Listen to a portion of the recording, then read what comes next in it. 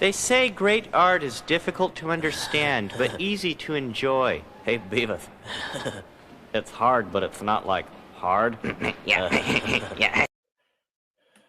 Keep it gay, keep it gay, keep it gay. Keep it gay, keep it gay, keep it gay.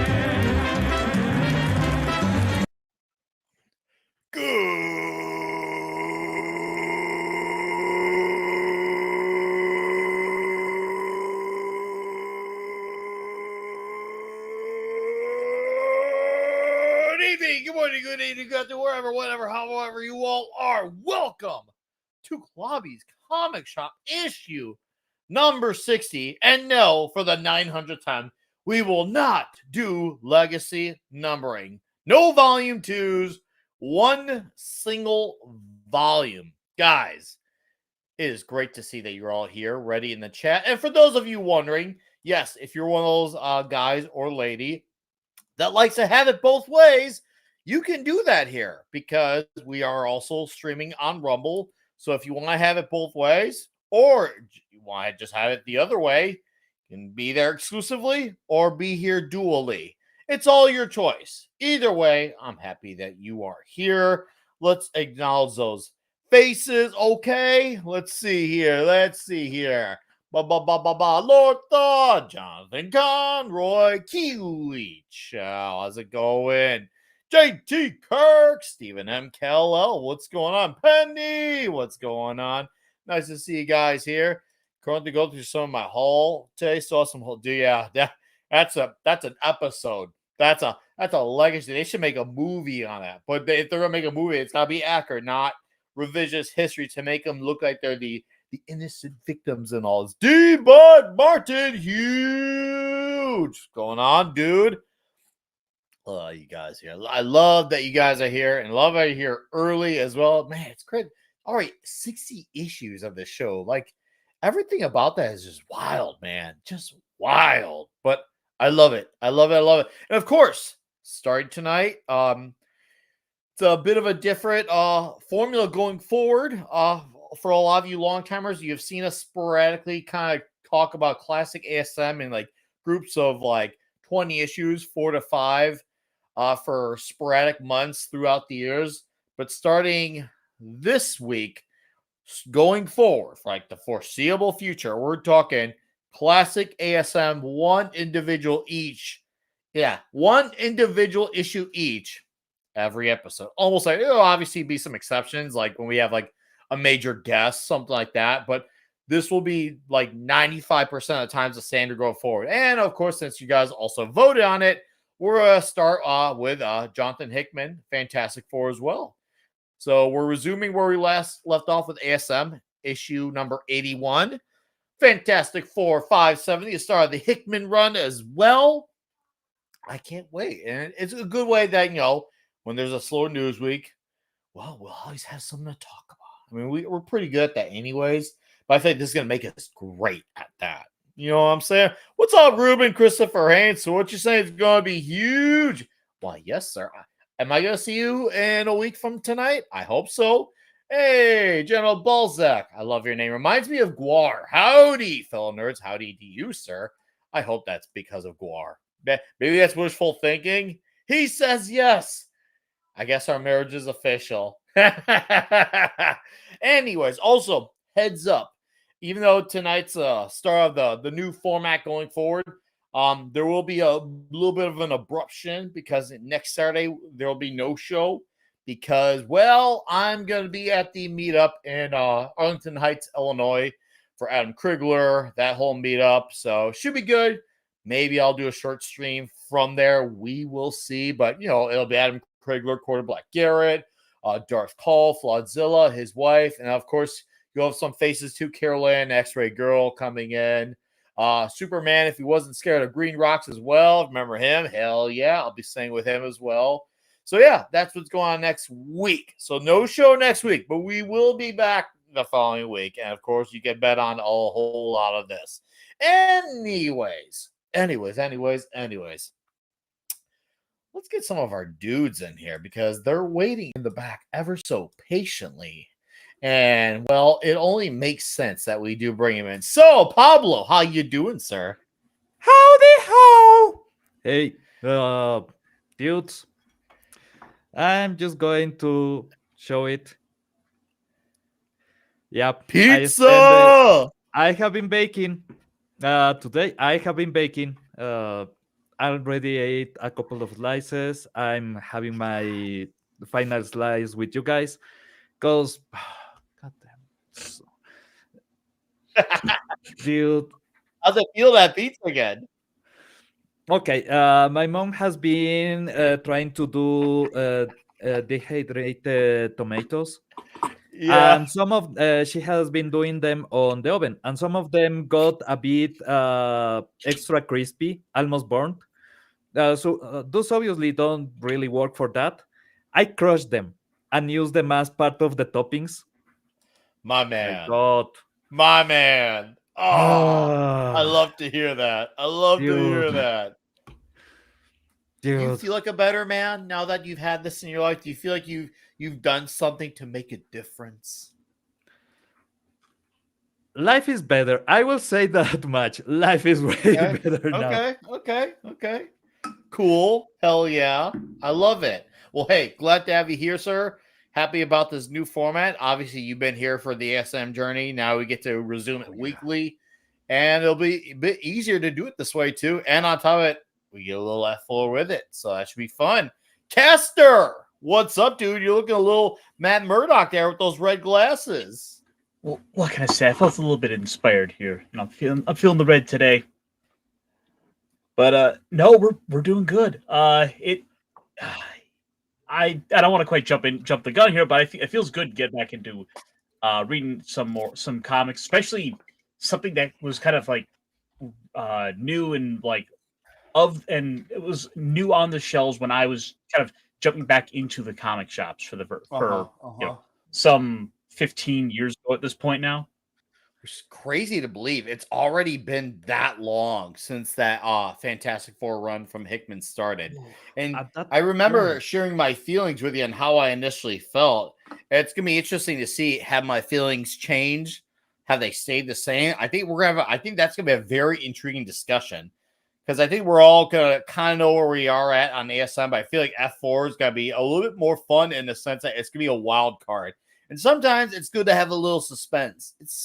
You can brush into it a little easy. I think this is the right series for us to dig in to see, hey, how does this stand now compared to then? So we'll have that conversation. But we got a guest here tonight. I met him in person a few months ago, and not only were we at the hotel, our rooms were right next to each other, and we ended up hanging out a lot. It was badass. We were practically roommates. He's a great guy. I do it again. I do it all over again. Yeah. Next time we hung out a lot of cons. A lot of hangouts. Eric O'Sullivan. I cannot believe. I've said this before the show went live. I cannot believe it's taken this long to get you on. This is like I almost feel like I've committed like a crime. I should be charging myself. Oh, no, it was just like, you know what? The time had to be ripe for the plucking. And it just came about like yesterday, like last week. I was like, oh, let me tune in. I'm up, which is rare because I'm an early bird. So I'm an old man now. I go to bed early. I sleep. Yay. That's where I'm a Viking. That's what Ralphie Wiggum said. And so I'm like, oh, I'm up. Let me tune in to Nick. And I'm like, hey, whoa, why don't you come on the show next week? I'm like, what a great idea. I'm glad you're here. And I have a feeling this will. It's better to see you, by the way, especially once again after we hit it off in Dallas a few months ago. It was the best time. Fun. We were con buddies. For people out there, we went to Dallas Fan Expo, and not only did Nick end up in my hotel, we were like literally the next door to me. And Nick brought his entire rig with him, and he did the Clobby's comic talk from his hotel room. And it's because we're like, hey, you want to go for dinner? No, I have my show. And I'm like, okay, I'll see you afterwards, which we did, and then drank our faces off. And dude, those drinks at that one restaurant that Perch treated us to. Wow. Yeah, Perch, Comics by Perch took us all out for dinner. That was amazing. He brought was Ben insane. Temple Smith, the artist, a real bona fide. You know that um, Philip Kennedy Johnson was going to go, but he just couldn't make it. And he's also a friend of Scott Snyder. So it's just like all of these people might have shown up. And it's me, Nick, Aaron Sparrow, Max von Priestley, Josh McDonald, Wes from Thinking Critical, Drew, and H. German of Sigma Comics, and Perch. There were 14 people at this table, and it was just incredible. Great food. It was a great time. And Nick was my con buddy, so it was great because we're in downtown Dallas, and I'm from Boston. He's from Chicago, so it's like head on a swivel. We can see. Oh yeah, if we were alone, we could probably get mugged on the way back to the hotel. I remember when we got to this restaurant, we were like, "Are we sure we should be here?" We knew we were so outclassed. Dude, it was fun, man. It was really fun. And it's good to see you, Ironcaster, and it's good to see you, Diojos Los Ojos Pubs. Man, it's been a while. It has been it's been a couple of years now. Maybe, yeah, pretty much. Que onda, que sabe, ponme al día. That means how you doing? Dude, I survived and I got to the point where I can eat pizza. Life is good. Nice. And in order to celebrate it, he went and made one from scratch. That's good. Yeah, that pizza you showed, it looks like it did not come from a box. It looks very like American, and it's got to be better than anything from Canada. Dude. I've been to Canada several times, and there's just something about Canadians. I love them, but they don't know how to make pizza. Look at that. Dude, what you got? The crust is extra crispy. I don't know if you can hear it. Crust. I'm watching him do it right now. He's filling up that crust. I can practically Cop in the feel of the crust. Ooh, breaks apart, but it's airy and basically it's a 6-hour fermentation, though, so it's not really sour. I normally will go for a 12 to 24, but I'll be honest, I had to format my PC twice because Mint stopped working. So Linux sometimes can be an asshole, and then Windows stopped working. So I have to fully format my PC twice. But well, I got the dough this morning. It was going absolutely perfect. And then I think about what else can I add. So it's mushrooms, olives, chorizo. Is not the best kind of chorizo. It's a cheap one, but it's low fat, and I'm still kinda going low on fat. So it was just perfect for this. And dried tomato crushed. But the sauce is basically just a bunch of tomatoes blended, then evaporated in a slow heat, and then just added onion powder, garlic powder, and a bit of oregano. That's it. So I love simple oregano. Is the way to go. Love exactly. If you get a simple pizza, it's literally the foundation of your toppings. So if you're too concentrated on your toppings, you're gonna miss the essential: a crispy crust, a decent sauce, nice melted cheese. I have a home hack that's really good. I have a 16 by 16 inch. I don't know what that is in metric, Pops. Sorry. But it's an unglazed piece of an unglazed tile of terracotta I got from the Home Depot for less than $3. I've had this for 20 years, and it's the best pizza stone you can have. You preheat your oven and you put your tile in there, and because if you get a pizza kit, usually the pizza stone they give you is pretty runty, and you can't. I use bare oven. I don't even have a stone. Really, but this is how you get a really crispy crust, and so it's like if by 16 by 16, you can roll it out into a nice big pizza, and then when you put it in there, you close the door and you don't touch it for 6 minutes, so it develops a crust because you're gonna want to be tempted to move it around too early, and it's still dough. Yeah, Yeah. normally at best, if I want to get extra crispy but a bit chewy on the crust, Hmm. I sprinkle some water and then I close the oven. Nice. That's it. Oh, So yes, oh, and you know, and Nick free Weiser has his preach. PhD in pizza, so it's like, you know, this is the right crowd. It really is the right call. And trust Yeah. me, there are many times where Dude, we have oh, gone on random pizza tangents. It has happened. And for those who are keeping score at home, it has been about 24 hours since I last had pizza, and it was good. Ate at a local joint. It was really good. You don't got to worry about me. I think I'll have pizza again later, either tonight or tomorrow, but there will be pizza again. So I'm not on suicide watch. I'm not suicidal, even though my hat says that. Trust me, you I'm are on gonna be pizza watch. okay. I swear. Yeah, Dad. This just it's just because of the band. The band. Anyways, dude, are we ready to talk some classic comics? Maybe.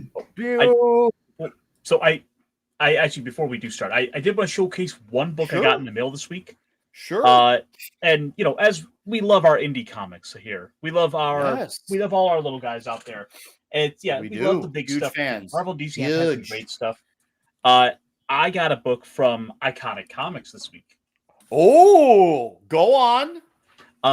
So they went, you know, obviously their big title is Common America, which is on 10 volumes, and from what I understand, I think they just finished up the art for volume 11.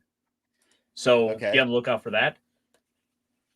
They went ahead and put out a manga adaptation of their first book. I'm gonna dig in you.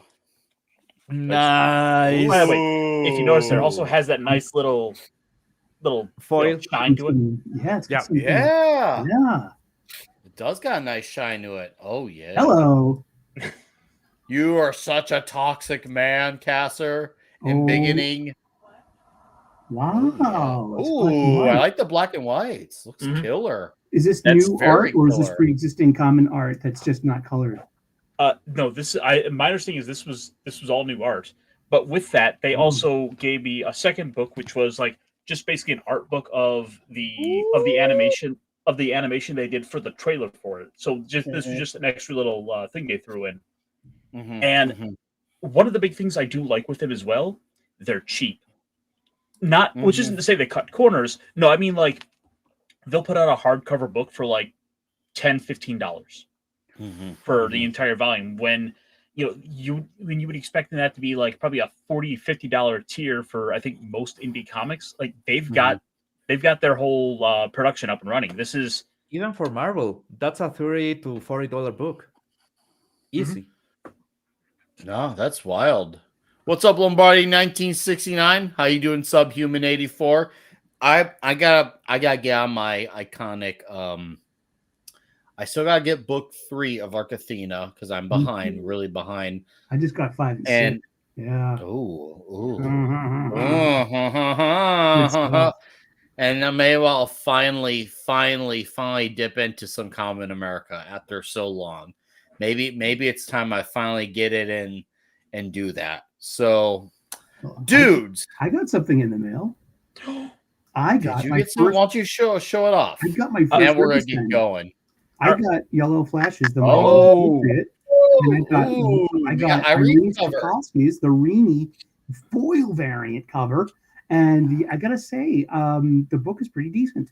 The art's pretty decent. We talked about it last week here. Did you catch our portion of it? We were actually surprised that it was actually pretty good. Yeah, I was pleasantly surprised, and I'm happy I got it, and I'm happy I took a chance. And I am a sucker for Rini's art. And she's great. She's awesome. Rini is dreamy. I hate to interrupt you there, Sully, but are you coming through the right microphone? Yes, I believe so. It sounds like you're coming through the headset. I don't know if it was just me. I don't. To me, I can't tell you where he's coming from, but all I know is I can hear him clearly, distinctly. But there is something differently about it. I couldn't tell you if it's bad though. He sounds fine to me, but yeah, maybe that's just how he sounds. Maybe. Dude, try to make an XLR interface work on Linux. Don't bet on that one. That's a goal for next year. I'm going to get a spinner rack for next year. That's like one of my that's a New Year's resolution that will actually be seen through to the very end. But dudes, while he's getting his mic situation, if there is one, sorted out. Can you hear me? Oh, Yeah. We can hear you. We can. D-Bud says his audio does sound a little muddy, but we can hear him. Really? How about now? I can hear your word. I can tell what words you're saying. Like your words do. You can. You sound clear. Yeah, you sound clear. It just we're not sure if it's your microphone or if it's like a headphone setting. If not, we can manage. It's nothing. It's nothing like unbearable. Like, oh, how will we manage here? Oh no! But guys, I'm ready to talk some classic comics. Are you ready?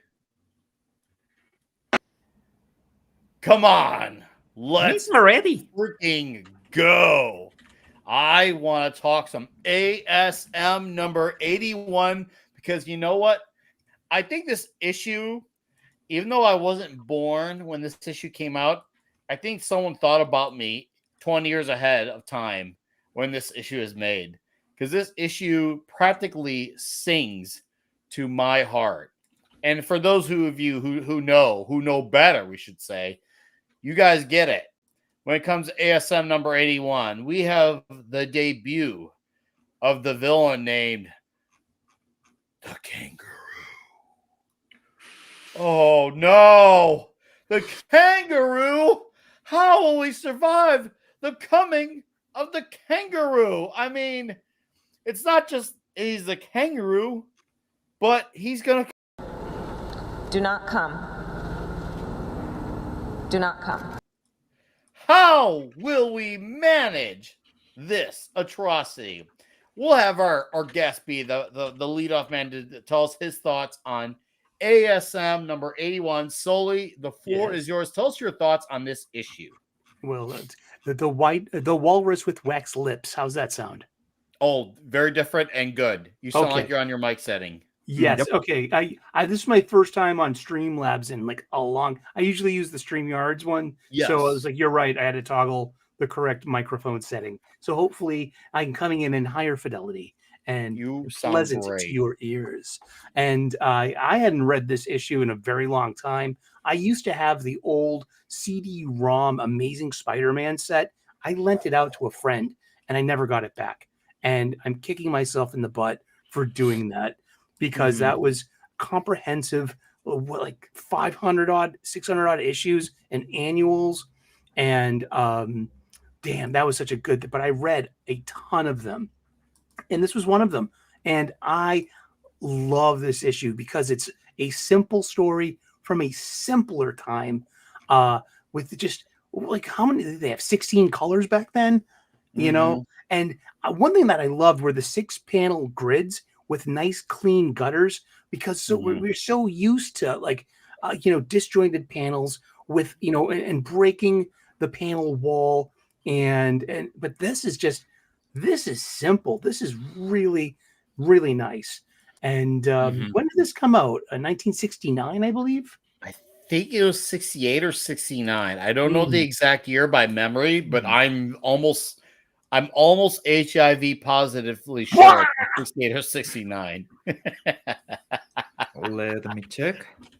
Yeah, go ahead and be our fact checker. Pablo can fact check us on that one. Be our fact checker. But go on. But yeah, this was co-written by Stan Lee and John Romita Sr. and with art by John Buscema. So, and I was just like, I'm just fascinated with this old art with its perspective, with the hatching and the shadowing, and it's just this is a funny book, man. This is a comic book. I love this. This came out November 19th, 1969. That's my birthday. So November 19th. So so I'm like wicked psyched. Nice. This is close to my heart in a way. But I love the simple Spider-Man. I love he goes to pick up Aunt May at the train depot, and he's a little overheated from web slinging his way all the way through Manhattan to get to the train station to meet her. And she's like, "Oh, my poor dear, you're sick. Look, come back to my place, and I'll put you in bed and have some soup." And she's like, "No, Auntie May, I'm fine." And so he's got to fake it. And it's just so funny because he has to do the old, he's got to go out on patrol and find the kangaroo. And so he leaves a web dummy of himself in the bed to fake her out. Uh-huh. She'll never suspect anything. Oh no! And calamity ensues. Oh, poor Aunt May.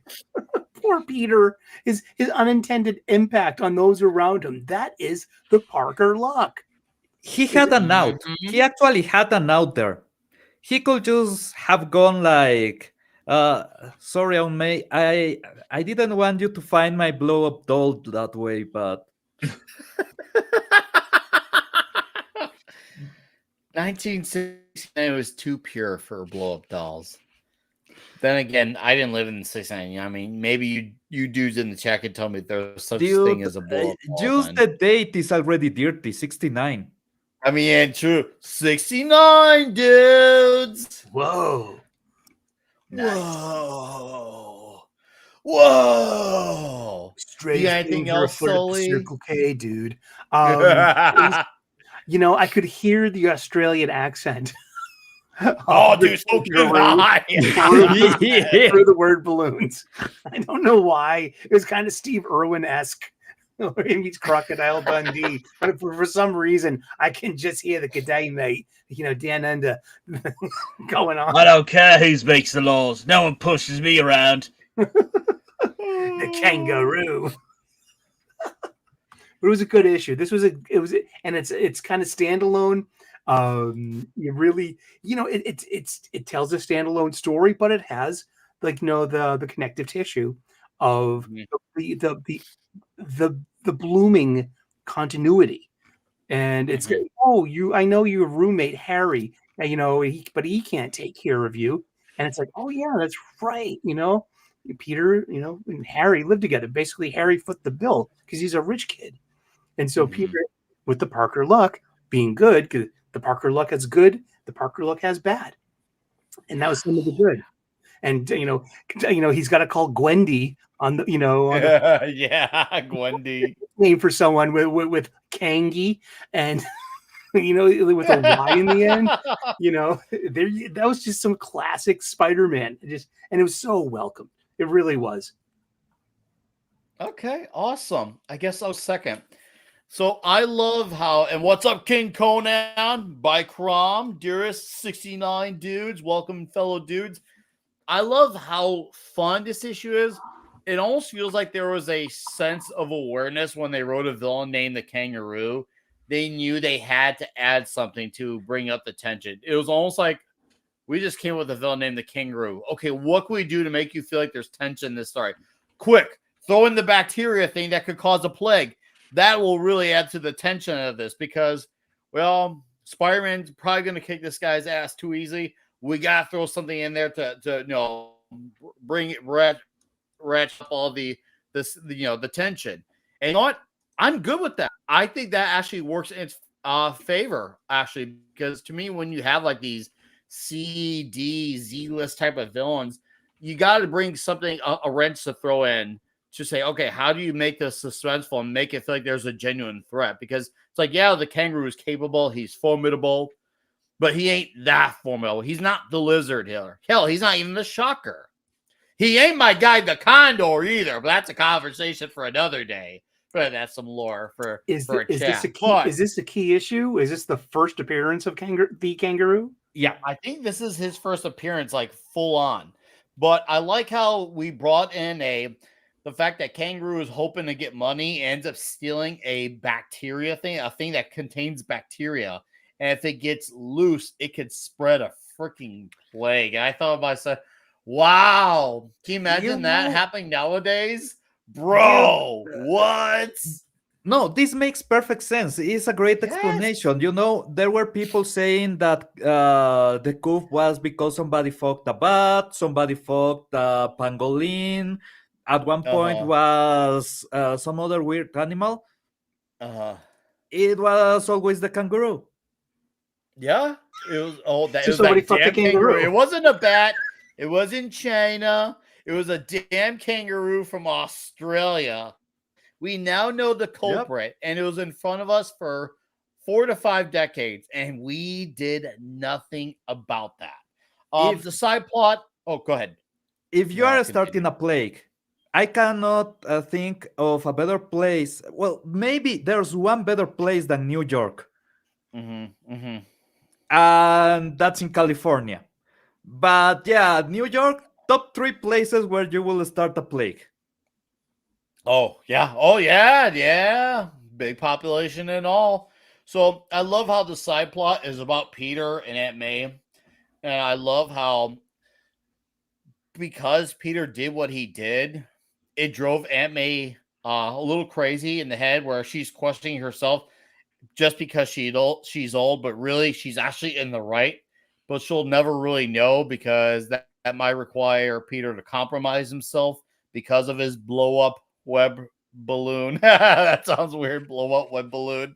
Um, I thought it was a great way to put a different twist on how the Aunt May is dealing with stress, rather than have her be in the hospital, have her be at the house and actually walk in on something Peter does have for once. Because it could have been too easy for her just walk in the room, see the lights up, and oh, you know what? He's sleeping. I should let him be. You know what?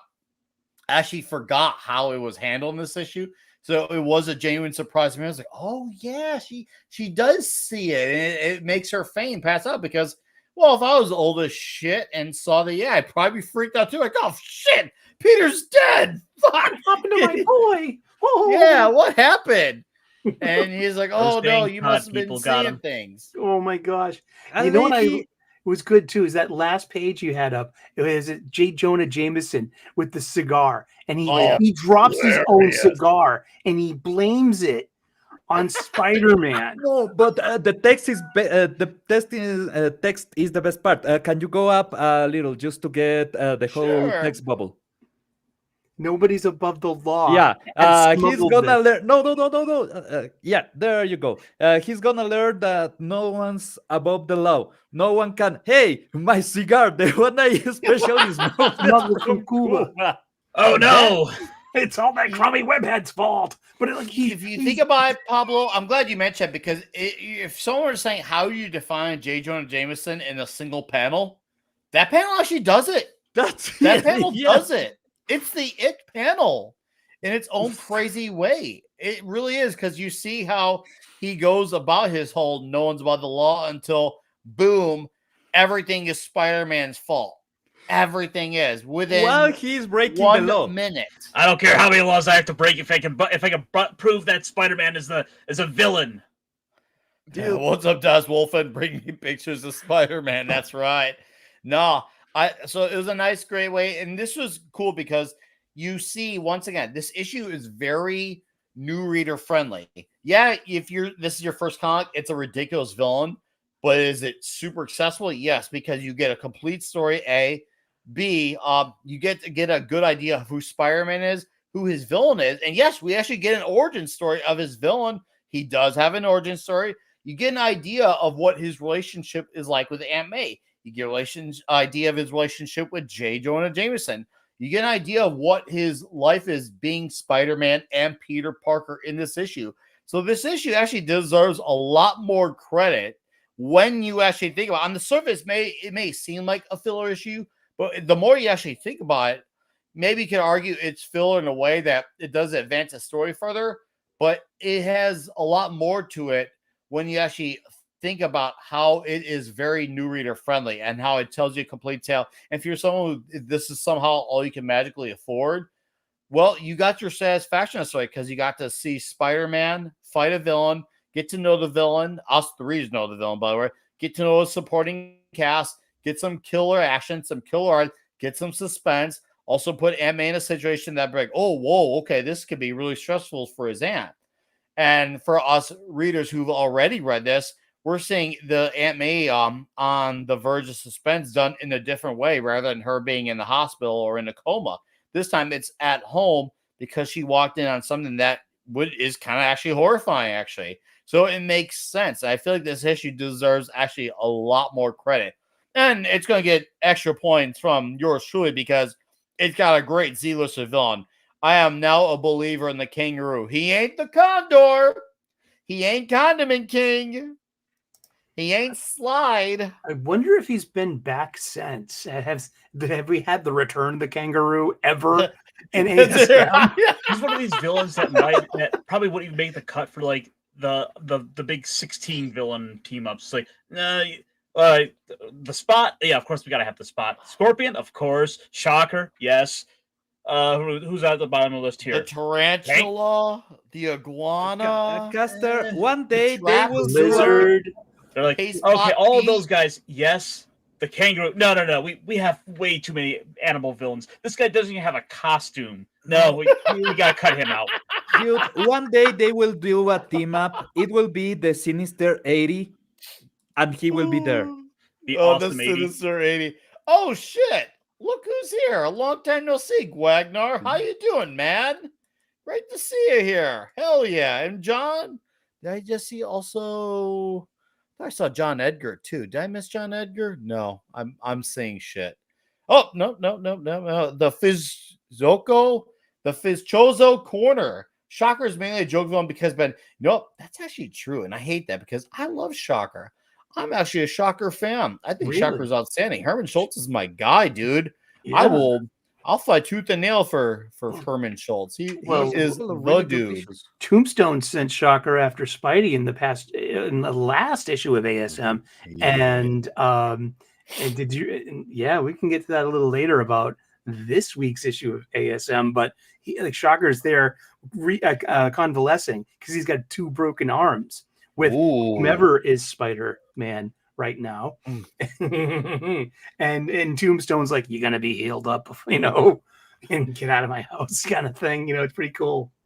All right, so really quickly, we saw about 20 of you here. Thank you guys for being here. Appreciate the hell out of it. I love seeing 20 of you here supporting this show on Saturday night. And JT Kurt for $5 says, when Doc Ock is sending his henchmen, he isn't sending his best. And some of the villains, I assume, are very fine people. I read that. I read this in Trump words. That's how I say that in Trump words. Very fine people. Doc Ock isn't sending his best.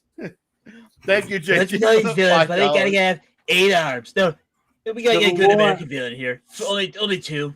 Civil War. There were good people on both sides. Very fine people. And I ain't talking about the Sinister Six. We should condemn them too. Black Goliath, huge. Yeah. We gotta have some fine, upstanding villains. Like that Norman Osborn. I hear he's a Green Goblin. Green like money. I like money. Now, you see, he's a great villain. His son Harry, though, I don't know about him. I don't know. Some say he's a bit weird, but I haven't seen it myself. We gotta stop these villains. They're out here doing no good. Now, if I had the powers, of course, I wouldn't be a villain, but I'm not one of those villains. I just... Okay, hold on. Dude, my brain just went straight into the worst possible joke imaginable. But yeah, I think Trump will be a huge supporter for the Guardians of the Galaxy. They are really good fighting aliens. What's up, what geeks do? You came in. Yeah, you guys are here at a great time right now. You caught a moment here. I gotta read this here. I had to look up, but there are actually 2 versions of Kangaroo. Once in this issue, and the second Brian Hibbs that showed up in Cage and later in Spectacular Spider. I had to double look at your comic because when I think of Brian Hibbs, I think of the comic retailer Brian Hibbs. The one who bought Nerdrotic's store shop and then try to sell it back to him. Not gonna happen, Brian Hibbs. That guy's a piece of work, by the way, too. That's a guy I'm not so fond of myself. But anyways, my final thoughts. I actually really love this issue. It doesn't need to be an issue that fully advances, or it doesn't need to read like some stupid French movie called Chocolate featuring Johnny Depp. We're here to have a fun time. Does it get a recommend as a Spider-Man fan, as a new comic reader friendly issue, as a Marvel comic of the classic time? with great art, hell yeah. Remember, we're here to have fun reading comic books. We're here to have fun with the funny books and just to have a good old time. We're not here to have some weird shit with a pinky out. We're not pretentious like that. We're not trying to. Do you know the best night I've had in the last 5 years is a night that Zoe and I split a bottle of wine, we made a summer salad, and watched chocolat together? You mean chocolate? Chocolat. Chocolate with Johnny Depp. Chocolat. You're not fucking French, Pete. It's called chocolate. It's called chocolate, and I'm not buying any of that bullshit. It's called chocolate, and what I'm trying to make here with how it connects is we're here to have a fun time with a comic book. We're not here for some weird, sophisticated, pretentious shit that people now want to make every single comic into. Anyways, yes, it gets a huge recommend from me. The kangaroo, he's holding a boomerang. I wonder if I got it from my cousin Digger Harkness, you know. So I do find it interesting with this book. Go ahead, Caster. It's your turn. I do think it's interesting with this book how it predates the Aussie-sploitation or Oz-sploitation as it would become known, because this is an Australian villain here, like what good 5, 6, 7 years before Mad Max, before there was the whole slew of like 70s and 80s Australian movies. So, you know, there's the comic books yet again, getting ahead of the game. Yes. But your thoughts, sir. I want to hear your thoughts on this comic book. It's all you, man. The floor is yours. No, you guys are absolutely right. This is a good starting place book for anyone. Yeah, it's not one of the super iconic villains where you would look at it and think the kangaroo, like the Enforcers is in the bigger scheme of comic books. The Enforcers are a more iconic villain. This guy is just kind of a silly guy in a bowl with a bowl cut. But it does a good job of putting things into place for you to kind of to see and get the gist of everything you would expect out of a Spider-Man movie or a Spider-Man comic. But you're not wrong in the sense. If you like, granted, let's just pretend a movie came out in the 60s. Granted, we all know that didn't happen. But if you're like, oh man, I wonder if I could pick up this comic and I'd be fine. And then you're like, oh wow, this is a really fun comic. I want to check out more because the way the comics are written, you got a complete story. It still stayed in continuity, and yet you can read it without having any prior knowledge. A lot of these comics at the time, even when they were 80 plus issues in, were still new reader friendly, and you can still jump in cold feet and all and still not be confused and still have enjoyment out of it. Obviously, you're going to benefit from it if you've been there since issue 150, whatever. But if you just got in and this is your first comic book, dude, this was my first comic book, I'd be damn happy. This would have converted me. Well, this that was back in the day, man. I mean, every issue was a new jump on. It was a jump on spot for a potential new reader. I mean, only in the past 20 years have we had the arc storyline format and then written for the trade kind of thing. But this is got to be one of the most normal, typical comic books I've read in a long time. Well, with the exception of this week's Batman #1, which kind of has the same, paradigm. It's meant to be a one and done with little bits of connective tissue that's gonna, string out along for an overstory. But I mean, Matt Fraction has said that no, my first 12 issues they're all going to be pretty much one and dones with some connective tissue. And I'm like that's really old school. That is old school. You know what? I appreciate that format. I'm going to wait about a year. If I see Word maintaining good, that that holds well, I will consider reading because, I was considering it for Ultimate Spider-Man, but then hearing after a year that, it's so slow. I was like, yeah, I don't got time for all that. I'm not going to a story where it sounds like he's Spider-Man for a quarter of the issues. I need a story to move. And if it can't move, it needs to give me different stories then to move along further rather than drag something up. So I'm going to give it time before I check out Batman. But I'm glad to hear that. That is nice to hear Matt Fraction saying that. I did hear the aficionados on my lunch break this morning. it was actually really interesting to hearing the potential around the story. And I hope it works out. I really hope it does, because a Batman book doing well for shops is a great thing. And what geeks you so do you guys like King Cryptid alternative comics? I have not read King Cryptid. I've only read one alternative book. It was Mighty Mascots, which I did enjoy. I thought that was really fun. I haven't gone further. I only had like the first 6 issues, but I did enjoy it. I don't know if any of the other guys got anything they want to really quick before I cast and continue on, but I did enjoy it. I bought some early stuff from Alternate Comics. Uh-huh.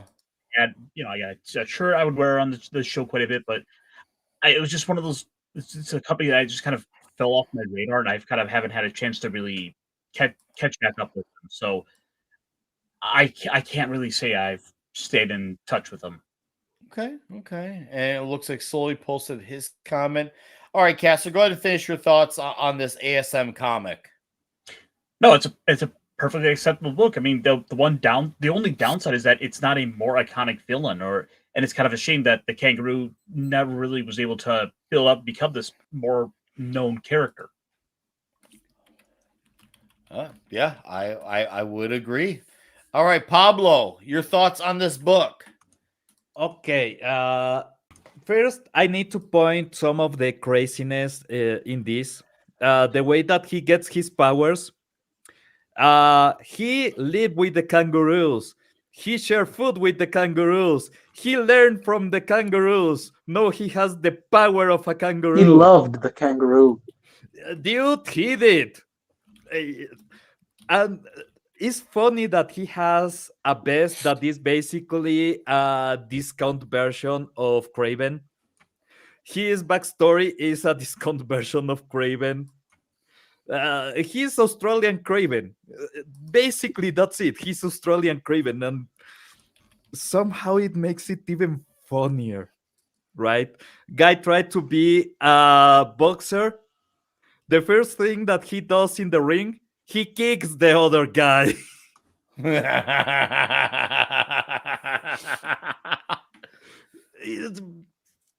The whole issue is just fascinating on the weirdness of it all. You have a box match, ends with a kick, a deadly kick. Aunt May, well, obviously she will get quite upset. Kids, normally you avoid leaving your bed full of webbing for your caretaker to find. That's why you go midnight to the washer, right? Washing machine, really easy to operate. Or just really easy to avoid this. Dude, there's so many crazy zany things going on even in the background.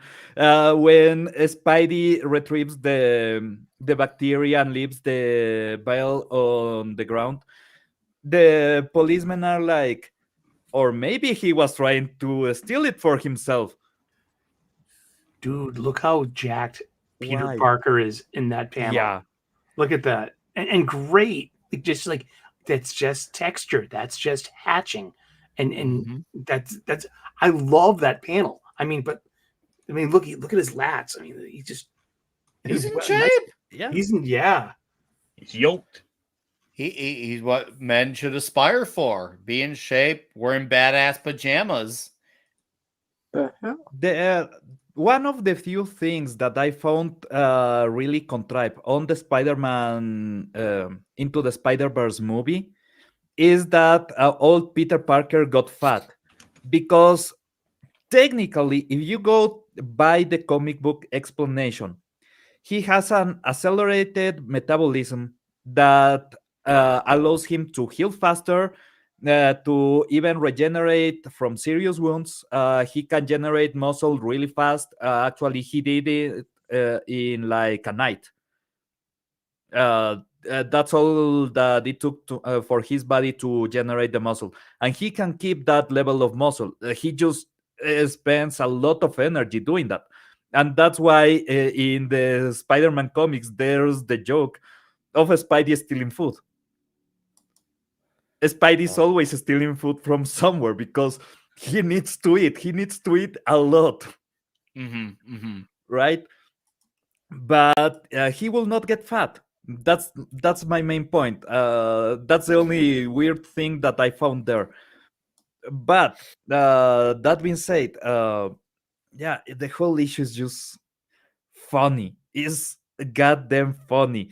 Uh, every character there is used to be part of the comedy, and that's something that you normally don't get unless it's a filler issue, right?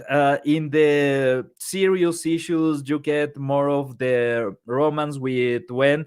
No, he only is like, I need to call Wendy. That's it. You don't get any more references to anything that happened with her father in the previous issues, everything that has been going on. Aunt May looks like she's dying.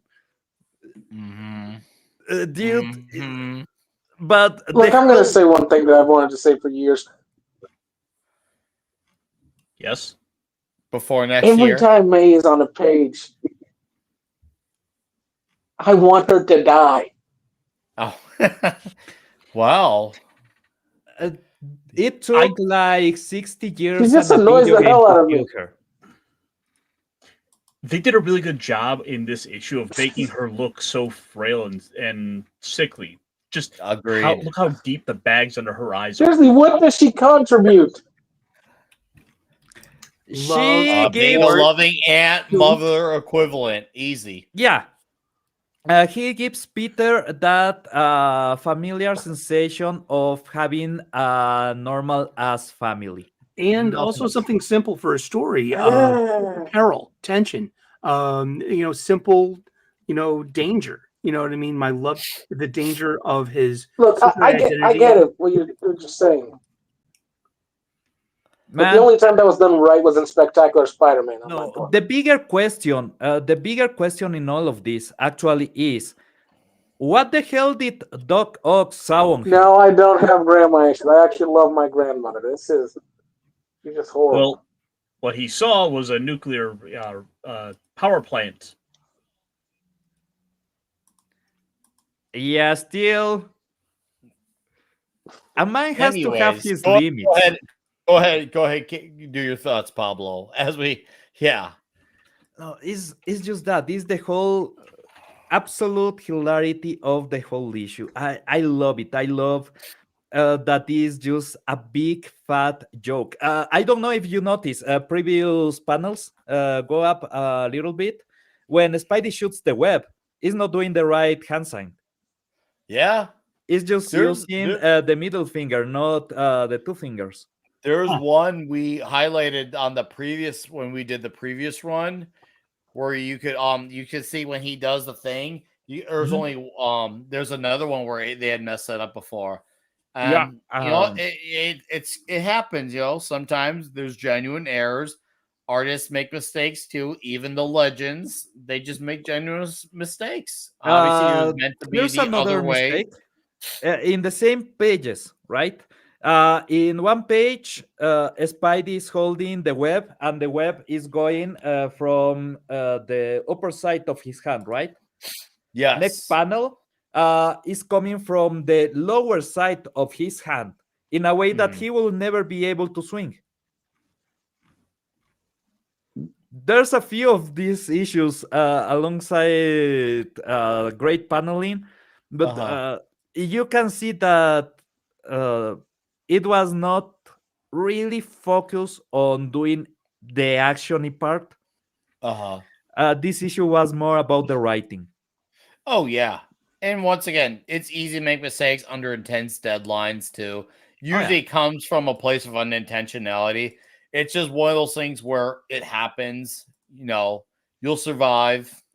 It's okay. Like, it's one thing if it becomes like let's just say a repeated thing, like a constant thing. Let's just say Heather Antos. Yeah, if you're like her, where it's almost like, wow, does an editor ever check your work ever? So that is where I guess you could say that's where I draw the line when it becomes that constant, because shit happens, man. Especially when I've heard the stories of what it's like to work under deadlines and having late nights. And I remember when I talked to Dan Johnson about his, 9 to 10 hour schedule working on drawing comics. Mhm. And then some guys do 12 hours, 15 hours. Yeah, eventually stuff's going to get to you and you're going to miss things because sometimes you get a little too into your work. You focus on like certain things that you lose focus from other things. Sometimes it could be big things, so it could be small things. It's the nature of the beast. And I think Bushima definitely, probably, let's just say he fell prey to the nature of the beast a few times. Not too many though. But by the way, D-Bud sent this to me via DM. Said Spider's fat ones. This is true. This happened. Yeah, it was a thing. It was a thing. Thank you for shooting that my way, D-Bud. Do you got anything else, Pablo, or should we pass the baton on to Mr. Fenrir? Just as a random comment, it's fun that this filler issue and the next filler issue both are the first appearance of a villain, but one of those villains will become actually iconic and will become really important for Spider-Man mythos, and the other one is Electro. Yes, we got that. That was a hell of an ending having Electro. I like seeing that. I was like, yeah.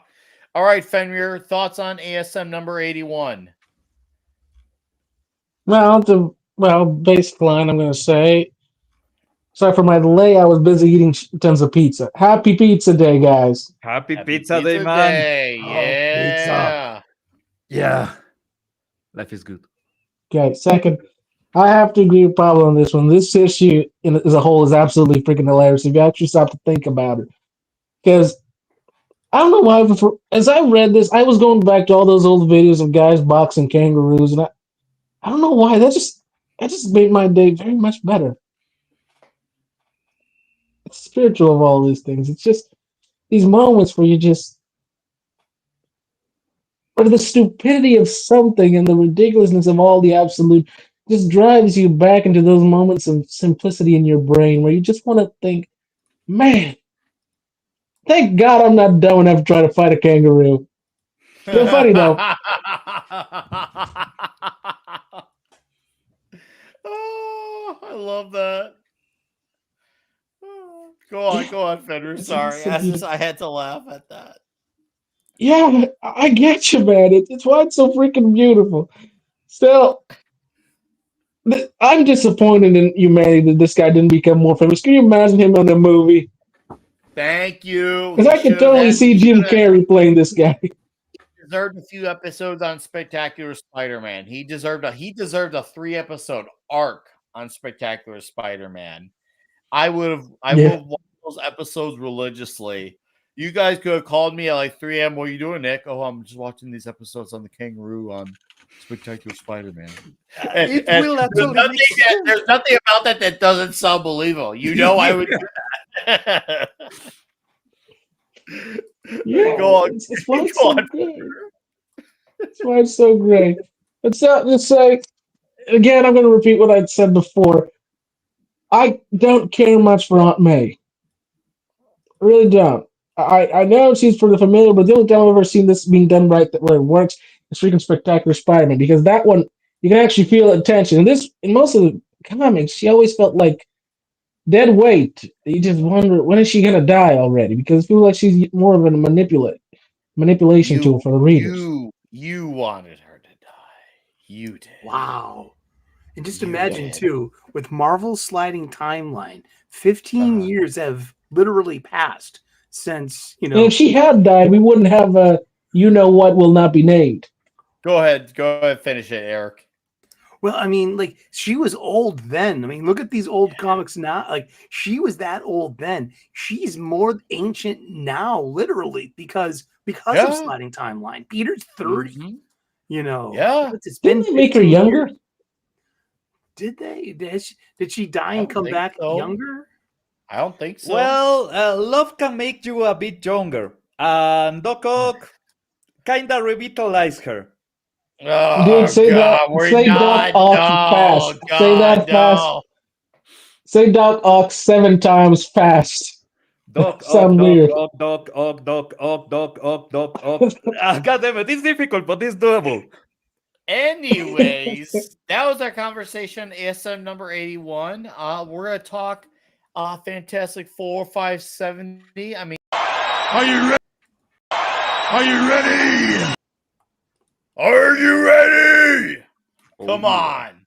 I'm ready to talk Fantastic Four 570 because this was a very fascinating read, but for very different reasons. So I'm ready to go all in on this one. So, guys, this one's to our chat for hanging out with us tonight, to JT Kirk for the super chat, to our guest, Eric O'Sullivan. This is a pleasure to be doing this with you, sir. I know I'm already breaking the ice here. Oh Maybe a my little God! bit Wait, too Eric, much. that's you. Yeah, Eric O'Sullivan. I've been following and hanging you for years on Twitter. How the hell am I only now seeing your face? How's it going, man? Because Good he's to on see the you. show. I had no idea it was you. I mean, I'm seeing you right there in the comments. I had no idea it was you, man. Good, man. Oh, Good to man, what see a you. day. Eric, it's been a It's finally pleasure. great to finally meet you, bro. Yeah, you Thank too, you man. for being here. Thank I you know for having it's I know it's a bit early, but I'm already thinking about the next time we have you on here. So Indeed, I it'll hope that's happen. sooner than later. All It right. will. Yes. Cheers. To Slanche. you in the chat and JT. Bankai. Unfortunately, it's sober September for me here in Boston, okay. Massachusetts. So, I mean, yeah, but in spirit, I'm drunk as a skunk with you. I love that. I love that a lot. So is Well, this mean we're gonna get drink guys, sober? he's gonna drink sober, but we're gonna talk Fantastic Four. Well, he drinks the sober, and I drink the alcohol, and I'll make up for him. I'm good. I'm good for that. Trust me, I'm very good for that. All I have right. opinions about this issue. Good. Let's get in. Do not come. Do not come. I'm gonna come.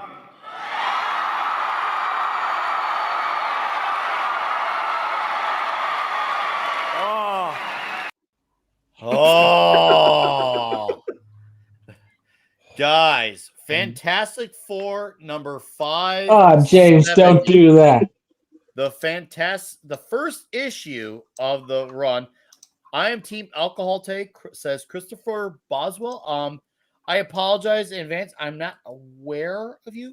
If you have been here, I thank you for enjoying the show. If you're new here, well, enjoy the show even more so. And I'm on your side. So thank you for being here, Christopher Boswell, regardless of what your intentions are. Cheers. Anyways, we're gonna let our guests have the floor first with this issue. So this was written by Jonathan Hickman, drawn by Dale Eaglesham, fantastic artist. Love him. And this was the first issue proper, because we had to emphasize the word proper of this run, because you could maybe make an argument that maybe Hickman had some stuff that was continuous run that was laid down from Mark Miller doing the previous run right before him. And then there's the Dark Reign tie-in. But this is the first actual official start of the Hickman Fantastic Four run. Sir Eric O'Sullivan, what were your thoughts on this issue? Well, this reminded me of how much stuff I've missed. I skipped over. I don't know, what was I reading in 2009? Man, I was reading a lot of Image stuff, a lot of DC stuff. I was more of a DC head. 2009 was about the time of Final Crisis, and I'm a huge Final Crisis fan. I'm a huge Infinite Crisis fan. So my head was like firmly in DCU. There was a lot. I was also really into Warren Ellis. So I was doing like, Moon Knight and Secret Avengers, that kind of stuff. Following the writer. I wasn't reading X-Men because, I was huge into Grant Morrison's new X-Men.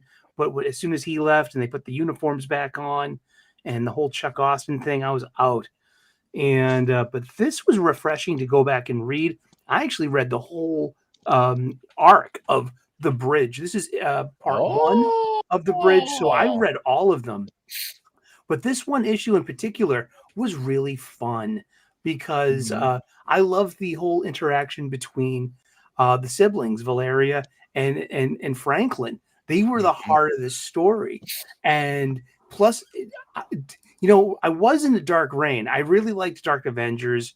Dark Avengers was fun.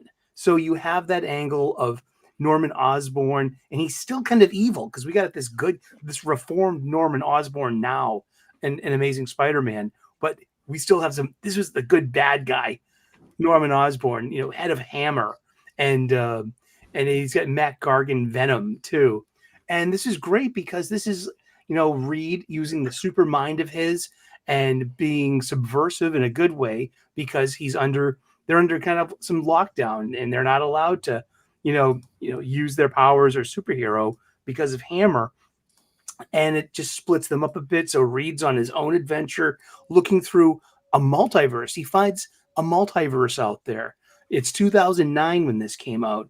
And so I'm like, Hickman is starting to lay down some foundation for 6 years later in 2015. He's pulling off Secret Wars, which is all about the multiverse of Marvel. So I think this might be, unless Illuminati or his Avengers stuff, had more to do with that. But I was not a big Hickman fan. I respect the hell out of him, but this could be one of my favorite Hickman issues because it's like I've read a lot of Hickman in the past 10 years, and this had to been the most fun I've had reading a Hickman book. And but yeah, I love the art. I love Dale Eaglesham. I got turned on to Eaglesham way back in Green Lantern when Judd Winnick was writing it, and he's just got such great fine lines, tight artwork, a beautiful Sue Storm. I love his Sue. She's so beautiful, and he's got a great Ben Grimm, and he can write a good Ben Grimm as well. And I had a lot of fun reading this book. Yeah, this one because it's always new to you if you haven't read it yet. And that's one of my favorite things about funny books. Yeah. So, okay, I want to bounce off a lot of your thoughts because I had initially read this way back in the day. Well, I didn't initially hate it. I wasn't really wild about it either. I thought it was just fine. But going back, I always appreciate the art, and I appreciate the art just as much. So I'd say it's probably my fondness has stayed about the same. But story-wise, even though I'm beyond burnt out on the concept of the multiverse, story-wise, what this issue is showing me and having it be very Reed-centric, I was a lot more intrigued and realized this is actually a very F4 comic, very much an F4 comic.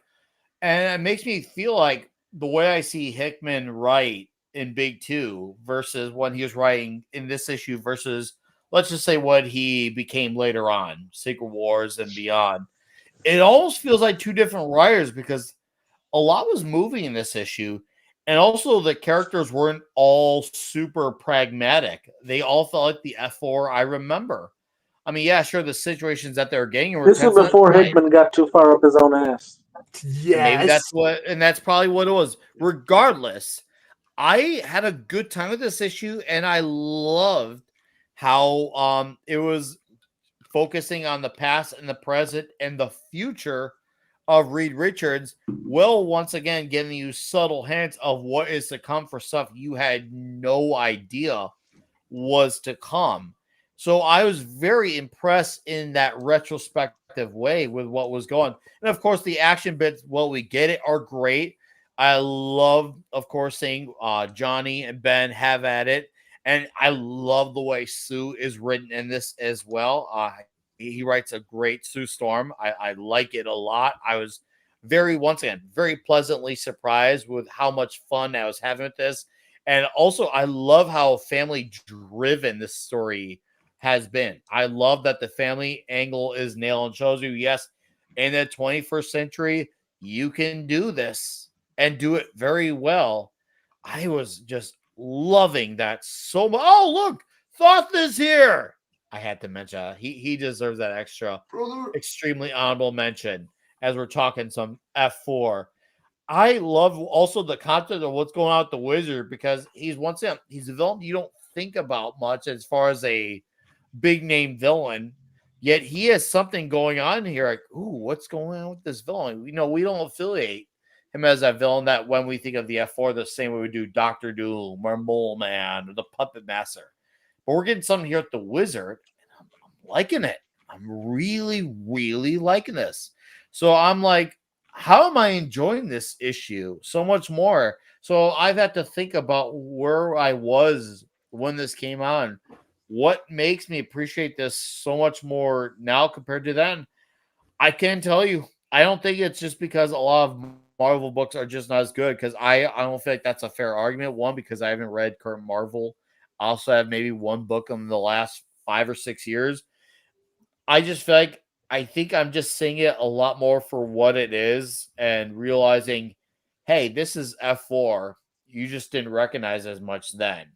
I'm recognizing it now. Now, have I looked at some of the other Hickman stuff, big two wise, especially Marvel, and have my feelings stayed the same towards that? Actually, yeah. I'm still not too wild about the Avengers, new Avengers, but this F4 book, I'm actually really happy to be giving a shot again. And now I'm looking forward to going over it so much more going forward. Issue 570 and beyond, when it goes into when it's called FF as well. So I really enjoy it. It was a solid issue, and the ending is very intriguing as well. Who needs a Council of Kang when you can have a Council of Reed? So this definitely does get a recommend. Ironcaster, sure. Go ahead and tell us your thoughts on Fantastic Four's 570. So this was you gotta remember, for myself, this was a book series that was kind of jumping right out at me around the time I was starting to make a little bit of money, and I was able to like start hitting up a shop in my local area. So for me, it was like, hey, I was going in, I'm like, cool, I'll look at some of the comics on the shelves, and I'm looking, I'm like, okay, I'm liking the look of this. The Fantastic Four was a team I always kind of was like, yeah, they're kind of popular, they're there, and it just totally engrossed me in when I was starting to get in and read some of the stuff. It was like, because like a couple issues before this was like, who is the master of Doctor Doom? I'm like, wait, Doctor Doom has a master he serves, and I'm getting totally engrossed in all this. And it was ultimately the family element of this book that kept me coming back, that kept me from essentially this point forward, which is kind of unfortunate given where Fantastic Four kind of winds up getting kind of put away in a shoebox after they're like, well, we don't have the movie rights. So let's punish the readers. Yeah. Yeah. And Every time. With that said, this is it's got some interesting little stuff, because this is a book that's ultimately setting up for the long term. This is a book that's setting up for essentially the big sort of end point of the Marvel universe, where they've gone and essentially hit the big reset button, which is something that hadn't been done before. Hickman was this guy who would build big ideas, and so it felt like you were really listening. You're really getting something that was going to matter here with these books. And with this, there's a few moments of this I really like. Like I texted you yesterday. In fact, I was like, dude, I love this, seeing these little moments where like Reed is, he's the scientist who can be kind of scatterbrained, but he's tucking his kids into bed. I love that. I'm glad you mentioned that, because I didn't. Seeing Reed being a family man, a father, and having those moments there, because Reed does not get enough credit as a character. Obviously, the Thing is the most popular character, which is fine. It makes sense. Big guy, strong guy, blue eyes, loving, very charming, has game. Our buddy Clobby Time had game. Memorable quote. I get why he's the biggest character. But Reed, even though he's the leader, has never really gotten a proper credit and due. And I feel like this book really gives him his proper due. Go ahead and take it back, Caster. I was going to say, look how swole Reed is. Oh, dude, right? Oh, yeah. This panel right here. Look at him. He's you can see the veins on his forearms. He's like. I mean, it's expected. He's been doing action for so long. Reed's always been a kind of a flaco, and how the Spanish say, like a skinny guy. So I'm like, look, dude, you've been in pretty much hellish environments, near places that resemble war zones. Fought God knows how many villains. At some point, you got to build something from that. Plus, you can literally shapeshift. So, okay, I have a counter argument there. He's got Pablo, that your Doc mic Savage went out. look to him. Anyways, go ahead, continue on. No, Cast. not there yet. But you're seeing he's a guy who he genuinely cares, and it's kind of interesting that there's these little things they were setting up in the book that are gonna come to pay off as this keeps going forward. Like Reed has this room of 1,000 ideas that like he keeps kind of private and closed up. There, in some ways, he keeps some things away from his family. Like for everything we know about Reed, he's it's always like he's in the lab and the family can always walk in and see him there working. No, this is like a room he keeps closed away that the family doesn't get to go into. As well as, he's worried about Valeria, but he's saying in this issue like she's gonna be smarter than me, and he's the smartest man on Earth. Okay, if you're gonna have someone be smarter than Reed Richards, it should be one of his kids. I don't care if it's Franklin. I don't care if it's Valeria. But as long as it's a Richards, I'm good with it. We all know I'm it's good with Moon it. Girl. Come on. Okay, no, there's a couple of things. First, about how he's buff. Well, technically, he can take any amount of muscle that he Mic wants. change. Because of the way that his powers work, because of his elasticity, but also about his intelligence. His elasticity also works on his brain.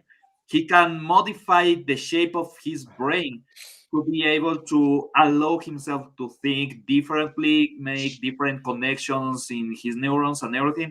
So he can actually modify his brain to become more intelligent, even more intelligent, technically speaking. That's how his powers work. So Valeria may be intelligent, but she doesn't have that level of power over her intelligence. Mr. Fantastic can modify his whole brain on a thought. That's something that she will never be able to do. So because of his powers, yeah, he can be buffed. I don't like it that much. I like when he is more nerdy, skinny, because he's funnier. And he cannot be surpassed on intelligence unless there's somebody that has a power that his grants bloodline, ability. man. His bloodline. If you're gonna do anyone, his bloodline. Yeah, still is part of his mega intelligence is his powers. Not Yes, of everything. course. He was a genius already. He was the most intelligent person on the planet already. But his powers allow him to be the most intelligent person on the universe. That's why the full concept of a bunch of Reeds getting along and creating this society is so terrifying. If anything, the idea that this issue sets up and shows us is the Intergalactic Council of Reeds, which, by the way, they did it before Rick and Morty. Yep. It's such a fantastic concept. You gotta stop thinking. All these Reed Richards have all these crazy powers that are all vastly different. Which, if you can go down to that, Nick, it just shows you like the potential that this could be. Like thousands of Reed Richards that could come together and could solve everything. And that's very his much goal. what Reed worries about. That's his goal, is to solve everything. By the way, really quick, what's up, Mohammed said, Mayor of Orc City, John A. Douglas. We know Reed is the smartest man alive because he figured out how to keep his wife happy. Bro found the G-spot. I mean, she was probably the luckiest woman in all of Marvel. Hey, John Douglas. Yep. John, you gotta remember, Reed is the man who has the power to stretch it out anytime he wants. So, dude, it's not a matter of thought; it's a matter of power and the power that it wields. And what he can wield it to swing whatever way he wants at any place or point in time. All right. If Sue is into Bad Dragon, Reed can mic do. Setting changed. Oh, god damn it! Again? No, it's straight up dead. I don't know if Kester is also done. By the way, we should let him go. Though I'll happily pass it on to you, and then you can steal the floor. I mean, there's a lot that this issue does set up. Like there's this kind of little looming question that that gets asked. Well, you were out there. You saw the wizard, and you saw this little child clone. Like, what happens to him? And it's kind of left like a little vague. Like, this is, maybe we'll find out what happened one day. And it's kind of this question of like, well, the wizard's kind of crazy. It's like, and Reese is even here trying to, help him out, saying, look, I'm going to see to it that you get the best help you can. And when you're feeling better, let's write a paper together. Let's do some science. He wants to keep helping. This is what makes Reed such a great man. Yep. And it's in a good place. It's a good start. You want to see what happens next. This is well, pun intended. It's a fantastic place to start reading some Fantastic Four. Yes, you're kind of being thrown into like seemingly at the middle of some stuff, but you at least get that little like simple summary to kind of give you like, here's the bullet points of everything you need to know that's been going on all around in Marvel, which is a great thing that they've often put into the books. All in all, worthwhile book. Keep checking it out. I don't know about you guys, but I want to keep reading this. Yes, I agree.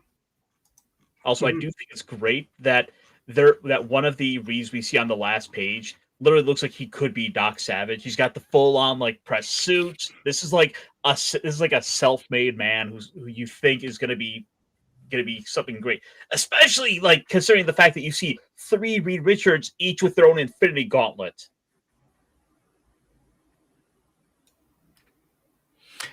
That, by the way, may not really work because the laws of the Infinity Gems on the Marvel comics are that they only work on the universe they are from. Yes, but I don't think that was established yet at this point. Yeah, I got you, but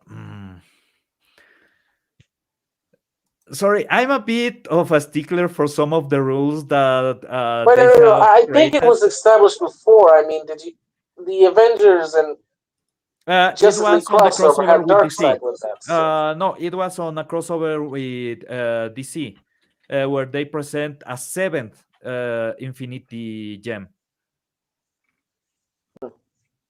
Yeah, that is the source of all other Infinity Gems. That is supposed to be the one that actually works between universes. Oh yeah, that was established there. So yeah, all right. Either way, it's fair enough. But it does go to show you anyway that these are men of great power who are able to collect their gems.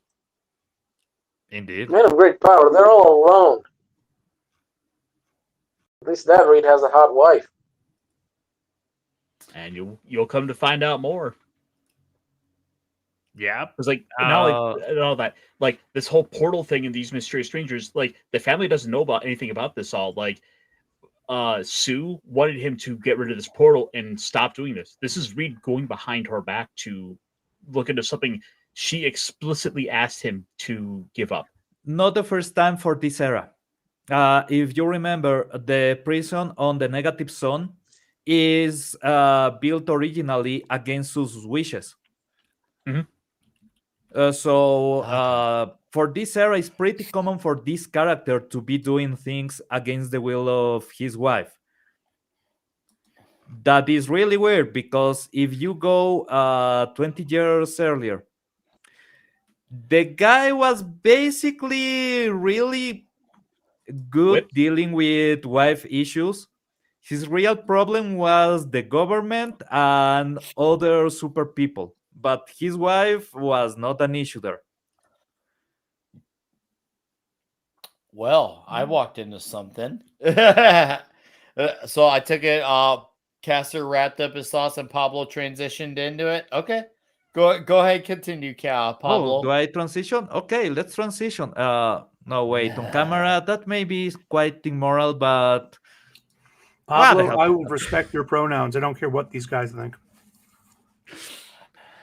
Oh, no. Okay. You brought this on yourself, bro. This is an era for Marvel that I despise. Mm, how do I put this? Go on. I want to hear your thoughts. Joe Quesada can go fuck himself with a I still spiky agree with dildo. that. Even if I disagree with here. your thoughts on the comic, I agree with the Joe Quesada part. I do agree with that. He can go and try to get impregnated by a chainsaw. Wow. It's all Okay. I'm saying. Okay. Yeah, this Now is he can still post. survive a chainsaw. It has to be a wood chipper. Reminds This me is of Heather's movie. Heather's fuck me gently with the chainsaw. Heather. Wow. dude. Okay, for those who don't know, Civil War was 2006, right? After Civil War, we get Back in Black. That is absolutely incredible, right? Next issue after Back in Black. One more day, brand new day, evil. Exactly. Strusinski plus Quesada is a really terrible era. And Strusinski kind of stopped being important because, well, he kind of destroyed Spider-Man. Just a bit, That was just all Quesada. irreparable. Dude, That was all Quesada. I was talking to Mark Miller, and he was like, I asked him, I was like, something about the impact of Civil War, and he was like, the editorial told me that they had big changing plans for Spider-Man, so I could do whatever I wanted. So that's why I unmasked him like that. And made it a big story point. So it wasn't Mark Miller's fault either. That was it was Quesada. That's what I'm saying. Straczynski already went away. Quesada stayed. And Quesada was taking exactly the same decisions for other characters. Remember what they did to Thor. Remember what they did even to Iron Man. Because, Iron Man was a great villain for Civil War. Because being part of the heroes kind of worked, right? But you have everything after Ragnarok kills that should have been addressed. Is never really well addressed. Tony is in a really bad position because he feels guilty about Captain America dying. So they take Tony Stark into a really bad position. Very bad. In A bit Captain too America, far. yeah, in Captain America, they were doing something good with Bucky Barnes being Captain America, right? So there's a couple of things that worked. There was a couple of good ideas in the middle of all the Quesada shit. Yeah, let's bring it back to F4 though, so you can. Yeah, okay. Just as a context, just so people know where I'm coming from. Yes. For a comic of this era, this is actually quite good. Which is not much saying because it's a comic from this era. Okay? There's a really good scene at the beginning when Reed is having this flashback to a moment with his dad. Good. I love the that way moment Eagle is really Dam good. draws flashbacks. I thought it was really touching. That moment is really, really good. Okay? It's a great moment. Then they have this really good, well-established scene of the wizard falling into the trap because you can see that Reed has one arm behind his back, and then you see that the hand is coming from behind slowly, and then you get the catch. And it works. The paneling is a bit confusing, but it works. Then instead of going somewhere interesting with that, they go straight to the console of Reeds. Yeah, Rick and Morty kind of fucked that one up, right? Yeah, they ruined that to death. Yeah.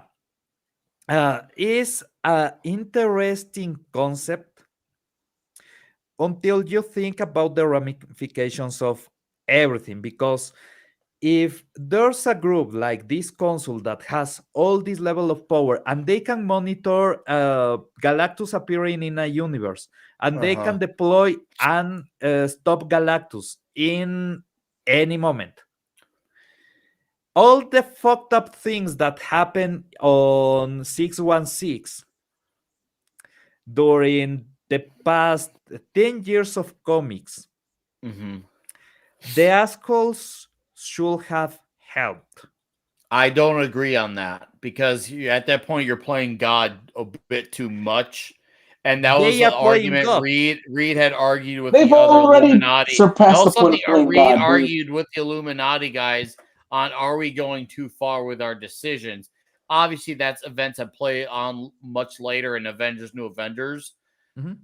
But that concept of playing God with these decisions really was pushed over the edge on those particular Hickman He runs. already took those steps on the Illuminati and on Civil War. Yes, The whole Civil War he creating did, the and negative the zone. last thing you want is to repeat history again, because yes, you're right. There was those issues during Civil War. You're right. You're absolutely right with that. Yeah, so if there was this console that was already alert of what's going on 616 and they didn't do anything, they are jerks. I know the 616 read was not in the console yet, but still. Yes. Professional courtesy, guy, your planet is kind of fucked up. We have the power to fix it. Yeah, maybe we should. But you didn't. You assholes. There's no such thing as you'll ever solve everything. You can have the intention, but there's also the execution. Right now, we're That seeing the part- intention. We got to see the execution. That part of Reed having the 100 idea room and the 101 idea is fix everything, that has been around since the beginning of Fantastic Four. Absolutely has. Right? Absolutely has. Reed Richards was trying to find a way to fix all the problems at once. That was well established. So I thought that was a really good understanding of the character. And that's the thing. There's really good moments of the character, him being a good father. Yeah, normally he is a robot. The only three people that he is actually really human with is Sue, Franklin, and I'd say occasionally Ben. Occasionally Ben. Yeah, I was going to say where's Ben. Ben on that, but let's be honest, they have had moments of fighting because Ben thinks that Reed is an asshole because Reed only thinks mathematically. Yes, so absolutely. yeah, I will stay in my opinion. Only three people that he's actually human with. Franklin, Valeria, Sue, Valeria, and then Sue. sometimes Ben. Rarely with Ben. Well, you know Only what? I when just he realized thinks I that gotta Ben change is my dead. opinion. I gotta add one. Doom. Yeah, but So that's an 5 interesting or 4.5. dynamic because Very Doom different, takes, but human yeah, nonetheless. Doom makes the worst part of Reed come out. Yeah.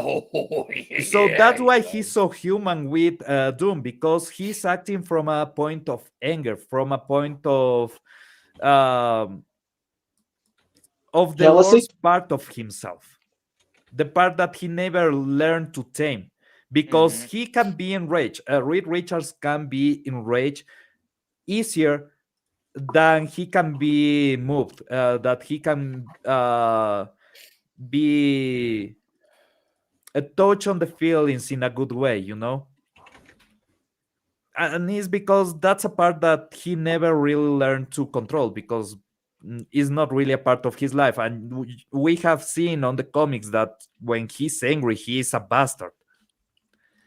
In this issue, we see him as a good father. That's great. We see him as the scientist that is trying to find the solution to everything.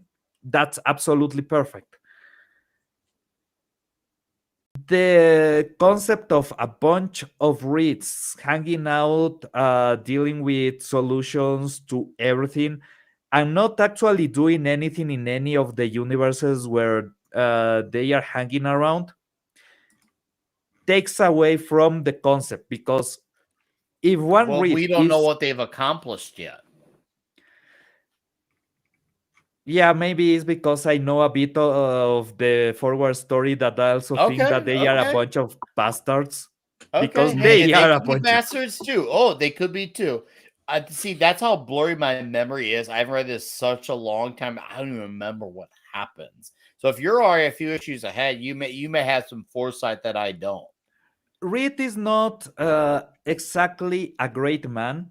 He knows how to handle himself in the right path.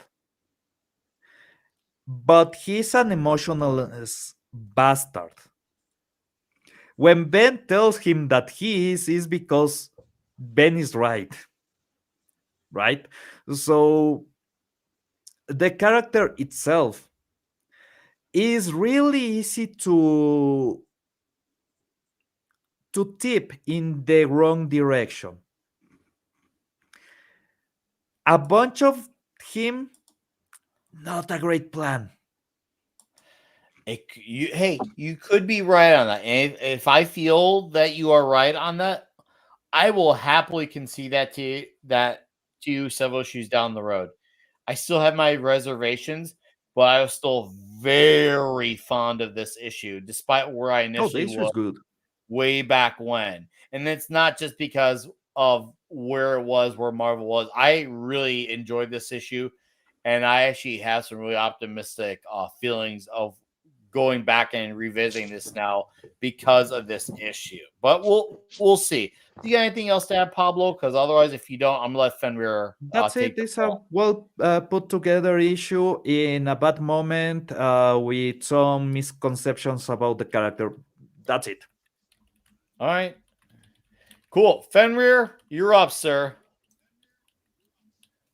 All right. I don't have much to say about this one, although I will admit that I very much loved the opening with Reed and his father, because you rarely nowadays see a good father-son relationship in a story, and this was very good because when writers try to write smart characters, they always try too damn hard on going on the horrible father never understood them or try to be nice to them at all because they're afraid of their smarts.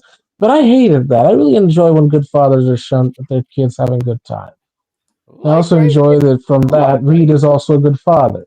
Because again, not everything needs to be an ocean of trauma and unnecessary dogmatic bullcrap made by a bunch of dickbags and morons who never got away from the fact that their papas and mamas never said I loved you too much because of their fucking issues. God damn it, I hate those pricks. However, Sorry, I got lost there for a second. But yeah, I enjoy this in part. I like the fight, but I'll admit it, at the end, I was not a big fan of the whole Council of Reeds thing. Again, I've come to a point in my life where I really hate the multiverse trope. I didn't like it from the start because when you really start to think about it, the whole thing just takes away consequence because the concept of infinite possibilities, it's endless cop outs because if this exists and this isn't meaningful because again the whole council of reeds, if we go to the concept of possibility, another part of the multiverse is also another council of reeds doing the same crap, and so on and so on and so on. All And an this evil is fucking console? meaningless. If Yes. there's a good console, there must be an evil console of Reeds. Possible. Hell, it's probably this one. Spoilers? It could be, yeah. Well, once again, all theories. Yeah, I see. That's how blurry my memory of this. It's like I'm reading this for the first time again in a weird way. This is gonna be very interesting to see where our feelings are gonna be in this 5, 6, 7 weeks from this. I am very curious on how we're gonna feel about this. Cass looks like he wants to say something before I pass it back to Fenrir. so part of the reason why I thought it was important to touch on this is in part for a couple of reasons. First, because this was a run of comics that is particularly being cited with the recent Fantastic Four movie as an inspiration for it, as well as the fact that this was part of a build up towards Secret Wars, and knowing Marvel, knowing their penchant for runs they like to draw from, it's going to be these recent runs. It's not going to be the original Secret Wars they're going to be touching on. It's going to be the 2015 one. You're That is, right. God damn it. that's the Yeah. MO. That's what they always do. It's going to be Battle World, dude. Yeah. That's why they've opted to. That's why you keep seeing them with the movies keep jumping over to more recent stuff, because they wanted to get to the more contemporary, which is why I thought this was a good run to start with, to kind of get us feel for some modern Marvel stuff that we're going to see related to the movies. So, guys, I'm doing you a favor by saying let's read this. If Nerdrotic is right, that I suppose is 100% or something like that possibility, and what they are doing in Doomsday is what they are doing, I think you are absolutely on point. I've had my conversations with Gary Nerdrotic on the MCU. I'm not going to put it out there what I've heard. Always pinch of salt.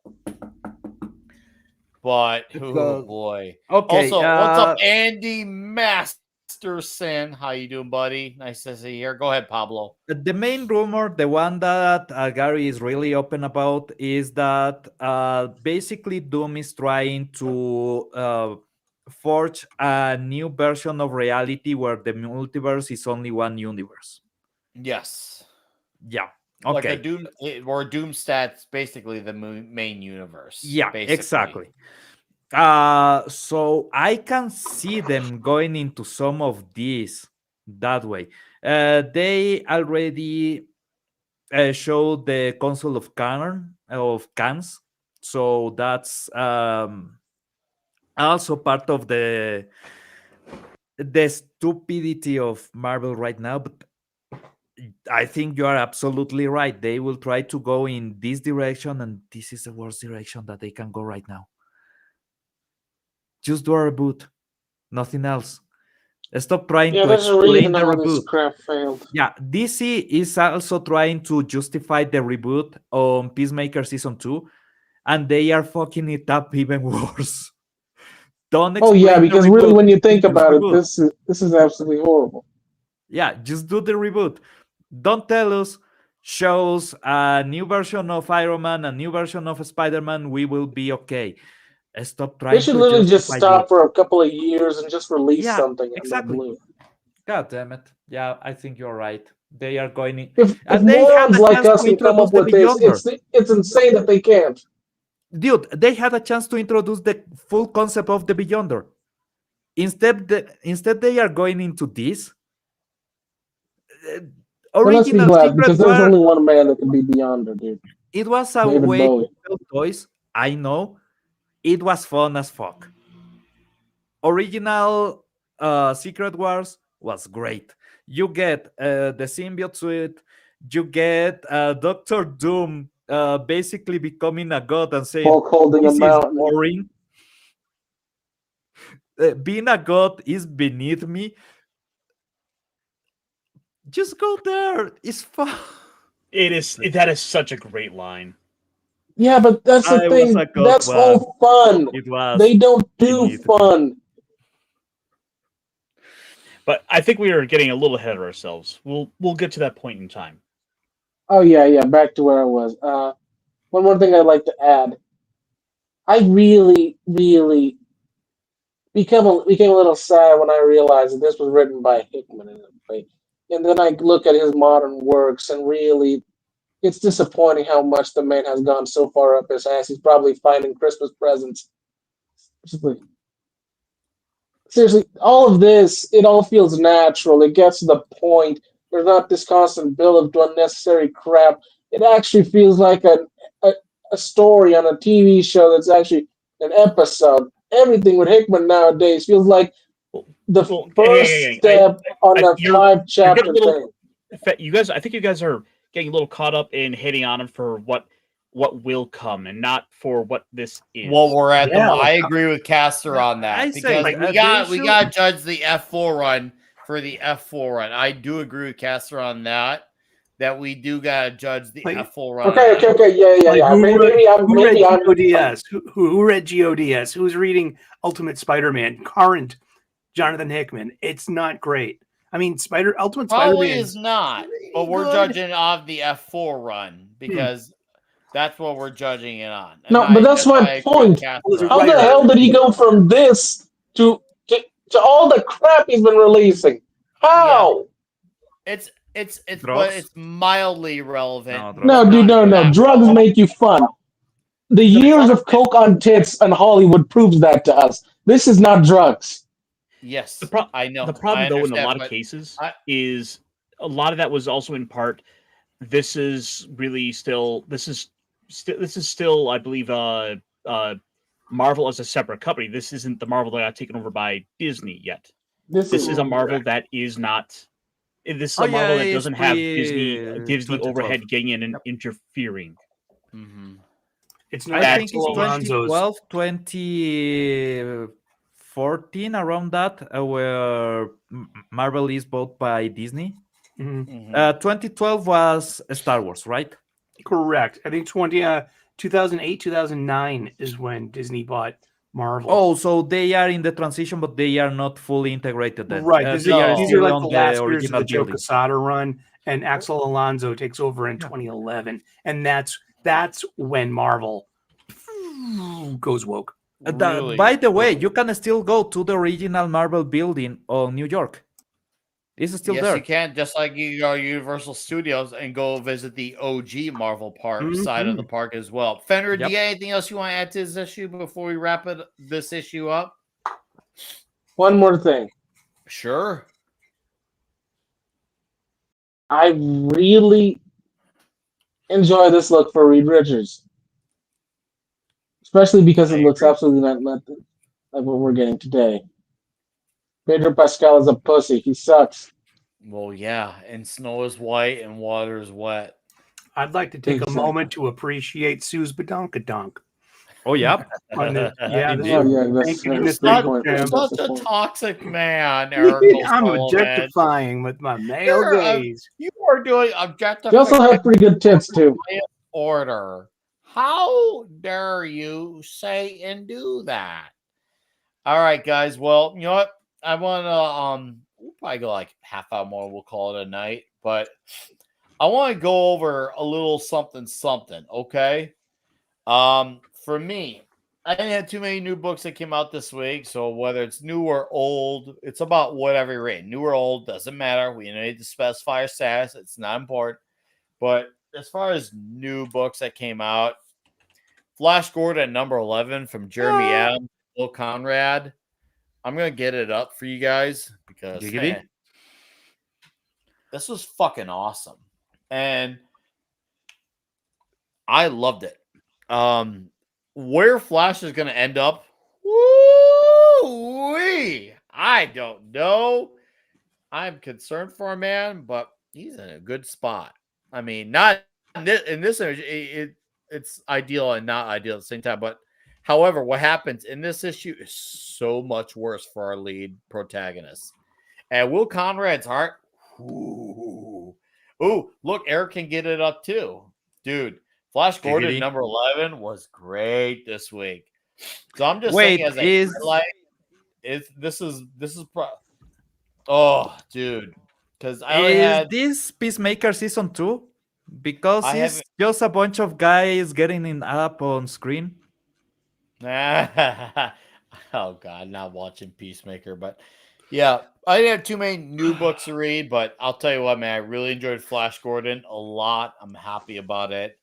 I'm stoked on it. I'm happy. Also, I got my hardcover somewhere here of King of Spies. Here's my paperback, oddly, which is weird because I was reading the hardcover earlier, but Mark Miller, Mateo Scalera. This is the trade here, not the hardback, but I got the $50 hardcover. And seeing Mateo Scalera's art and in a bigger book covering my hands completely was really that much more exhilarating. So I definitely felt the tension rising. I feel like Tom Hardy's Bane would have really appreciated the fire that was rising within me, seeing Mateo Scalera's art on a whole other level. And the story rereads well, by the way. Even now that I know what I know, it rereads well because now I'm just thinking for like the dialogue and the smaller moments. I'm still having fun with it. So yeah, those are gonna be mine. Sully, what is the read that you're enjoying, new and or old, or if you got two, whip it out. Real quick, I'll tell you Sure. that Flash Gordon 11 was wonderful. I got Spider-Man 94 issue number 1 with this really nice How variant was cover. that? J.M. DeMatteis, right? Yeah, J.M. DeMatteis. It's continuing where the cartoon left off. Because Spidey has found MJ, and they're going to try to be happy together. And it introduces Kane into the mix, but Kane is a servant of Morlun, which really doesn't happen at the beginning of his story because he's more associated with the Jackal, being a clone of Peter. Sully, before you Oh lower yeah, that I read comic, that. I saw the end. can you put that comic up just for a second? I'm gonna bacon him for you, Pablo. I don't know if you guys remember, but I opened this figure live on this show. I remember. This I is the remember. Spider-Man, the animated series, symbiote Spider-Man. I have it. And it's great that you are showing a comic that has the box on the cover. Brings It's me a back. variant cover, yeah. But the cover is much better than the contents. I found the art to be lacking. I found the story to be a little bit blah. The pacing. I won't come back for issue 2, but I gave it a chance. I got 2 DC books. I got Resurrection Man by Ram Thank V. you. This is a good book. I like this. This is like Vertigo, old style Vertigo. Philip Kennedy Johnson's Book of L Part 2. Adventures of I'm gonna Superman. get it up again for you. This is great. But the only thing I dislike about this book is there are 2 kinds of issue number 1, the kind that tells you a story, and then there's the other kind that's the inciting incident of a trade paperback, and that's what we got here. But it's Philip Kennedy Johnson, and I'm looking forward to it. But the only thing I don't like about these cardstock variants that DC are doing, that it's just a thing stapled over the existing A cover. I think that's such a cheap That's kind way of out. lazy. That is so lazy, and I don't approve of that. But my I pick of the don't week either.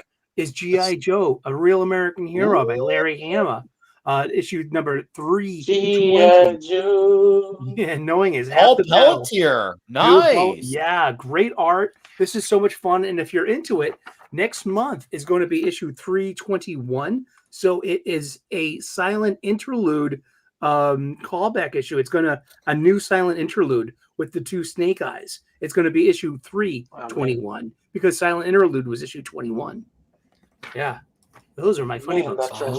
Transformers, that's pretty good. When Hey, did show they- that page with Transformers thing again. Really, You've got that's you've got really the good itch to right go there, back and man. read some Robert of the old Kirkman Marvel and shows. this is for Dan upcoming Moore's art. Transformers. Yeah, Dan Moore's art for upcoming Transformers 25. Yeah. When did they introduce Lady Snake Eyes? In the IDW Oh, a couple of days. years back, I think it was some chick. There you go. All right, I'm gonna begin you And one she more was time, not Eric. that good. Dan Moore. and Yeah, Robert that's Kirkman. starting next month. Which, by the way, Caster, we're getting together Wednesday night for that still, right? Yes, sir. All What right. a great book. Because we're gonna review number 24, the final of DWJ's part of the run. Is the big fight, man. That one is the can't big wait. fight. All right. Well, hey, Sully, love the books that you're recommending. Caster, what do you want to recommend to us? So, unfortunately, with the car troubles, I wasn't able to hit the shop this week. But just kind of looking over what did come out. I mean, yeah, of course, Flash Gordon was always worthwhile. And that's a good book to go with. Though it's a bit of a dry week for me. Not much else I would have been picking up. Maybe little Vampirist Carmilla, which is a bit of a throwback to the older Tales from the Crypt and those like black and white horror magazines. Here, let me go ahead and at least show off the cover of this one, because these are just some great little book if you want to have like one of those kind of 50s horror magazines that maybe show a little TNA in the way. Nice. I'm curious. Very And I nice. gotta ask, I'm sure you are. And guys, I want to ask you a question. Who do you think is hotter, Lady Death or Vampirella? Vampirella. Vampirella. Good choice. What was the joke? A female vampire is the best thing that you can get because she will go to suck wherever there's more blood. Yes. Go on, Caster. No, that would probably be the one thing I'd recommend, especially because like it's September, we're starting to get into spooky month. Get a little get a little bit of vampire horror anthology, comic magazine in your life. Okay. Anthologian. I like that. Fenrir, is there anything you've been reading and enjoying, new and or old? Not really. I've been quite busy this week, and I haven't had a lot of time to read new stuff. And in the process of it, What not about a lot of new old? stuff that's been grabbing my interest. I did say old. Did you not catch that part where I said new and or old? Oh no, I did not catch that. Well, I've been going back to some of the old Transformers comics, mainly the UK Marvel, and gotta say, only now am I realizing there's this weird connection between old Marvel UK and Doctor Who, of all things. There's this character. What was his name? It escapes me. What was his name? Big mercenary robot guy shows up in both of the Doctor Who comics and Transformers. No. Yeah. That's Head 2. That Head 2. Yeah. That's You Head know, 2. those the Marvel UK Transformers books are solid. They what they had to do in order to kind of lean into the British publishing cycle was they would take an issue and split it in half, and so you would get you would wind up getting like double the issue count, even though you're only getting half the story. And after a while, they were starting to run into an issue where they were going to run out of material. So the Marvel UK turned and started putting out their own original stuff, and a lot of kind of iconic elements in their own rights to the Transformers, especially with some of the comic side of things, what are coming out of that. Like, for example, the Transformers has a faction called the Wreckers, which came out of the Marvel UK comics, which had this great slogan, Wreck and Rule, which is this Autobot team that goes and takes on the most dangerous missions. They're like the SEAL Team 6. Yeah, I remember reading The Last Stand. Yep, that's perfect. Pretty brutal stuff. Marvel, pretty great stuff. I also Marvel UK. Just no, you can go, brother. They had license to use whatever they wanted from Marvel, but normally they will use it with whatever they had on IPs from the UK. So there's a couple of comics where the Doctor hangs out with Ben Grimm. I will leave it there. You can search for the comics. That's Head 2. Great way to get into the UK side of Marvel because you can go into a lot of different franchises. They were mixing it up everywhere. Did you just And they were extremely creative. I've specifically also been looking into the old Marvel Star Wars books, and man, the filling of the gaps that they have between the movies and some of the scenes is freaking amazing. Like the whole reason why Han comes back, it's really good. I really recommend if specifically if you want to go give the finger to Disney some modern takes and just want to go back to some fun. That right there, that it is. So yeah, I've also been reading Marvel Mexico. I love that you had something to bring to the table to tell people to be what I've you're also into. been reading Marvel Mexico, and for those who are an enjoyer of the female form, I highly recommend. Especially the Spider-Man ones. Gwen Stacy got a badonkadonk. Yep. South of the border, yo. They had a guy that his only job was making asses bigger for the Spanish version of Spider-Man. He did nothing else. He got paid just to get the pages, make the pages bigger, make it prettier, make it Latino approved. And goddamn, I want that job. That's the only good reason to love South America. I know The only what reason, sells. There's Pablo. ah, Okay. that doesn't Look, really matter. But Pablo, I have you hate to seen the inform you, women but if here? Have I you hate to seen the inform you, Pablo, masses? but if the choice is between you and Gwen and that Gwen Stacy booty, Yeah, I'm taking the booty. Right, Sorry, bro. dude. If they give you a chance to slap that ass or save my life, you are No, going for dude, you're doubles. dead. You are You're going for dead. doubles. Damn right. You're making the No conga offense. song. Fenrir, anyways, thank you for your your recommendations. Pablo, do you got anything you want to bring to the table on the way out? You're getting 15 bullets and a kid chopped in half by the freaking. Hi, Pablo. Back to you. Okay. Have I been reading? Actually, I have. Weirdly enough, I'm reading the Bloodborne comics for some reason. Uh, Bloodborne, the video game for PS4, has a few comics where they explain some things about some of the characters, and really, really good. They even have a bit of background for Chrome the Bacchus Spider, right? Okay. Yeah, I know I'm talking about characters that most people don't really get That's because fine. it's a really It's obscure game for the it's about PlayStation what 4. it's about what you enjoy. It doesn't matter if it's new, old, popular, non-popular. I've always said just whatever it is. Okay, if you haven't played the game but you are interested on some gothic steampunk-esque style of aesthetic, read the Bloodborne comics. I really mean it. There you go, that kind of aesthetic. He puts it in his hand so Yep. we can all see. I There I you just happen to have it on go. hand. What's up, Garfield's Bizarre Adventure? You're catching us plug our plugs at this time. I apologize, but yeah, this is where we're going over. Hey, Just no, that. that's great. I don't know. I'm just getting into the mood for something like that. Is near Halloween, so it's a good moment to start going into the more grotesque.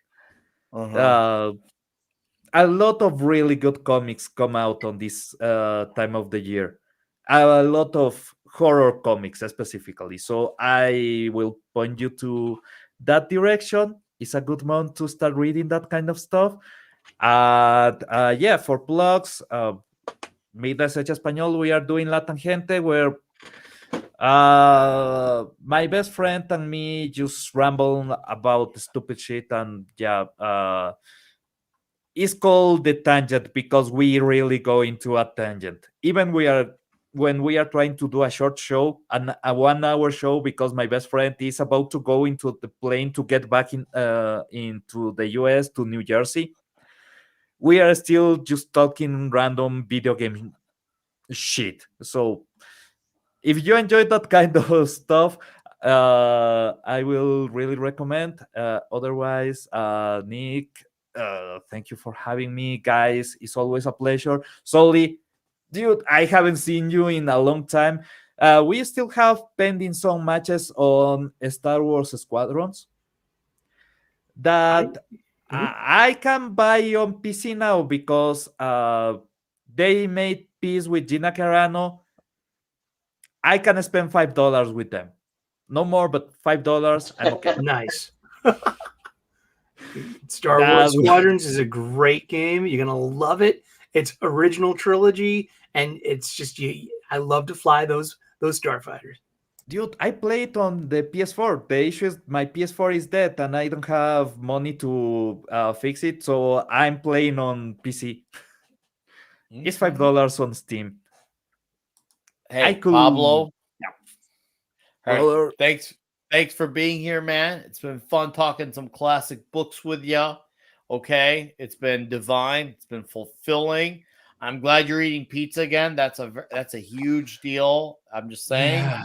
a major deal. I'm glad we could see the moment of you doing that. You have a magical weekend. Garfield's Bizarre Adventure. YouTube didn't send me a notification when the stream started. I just saw your stream in my recommended page. YouTube, but yeah, that's the story of YouTube.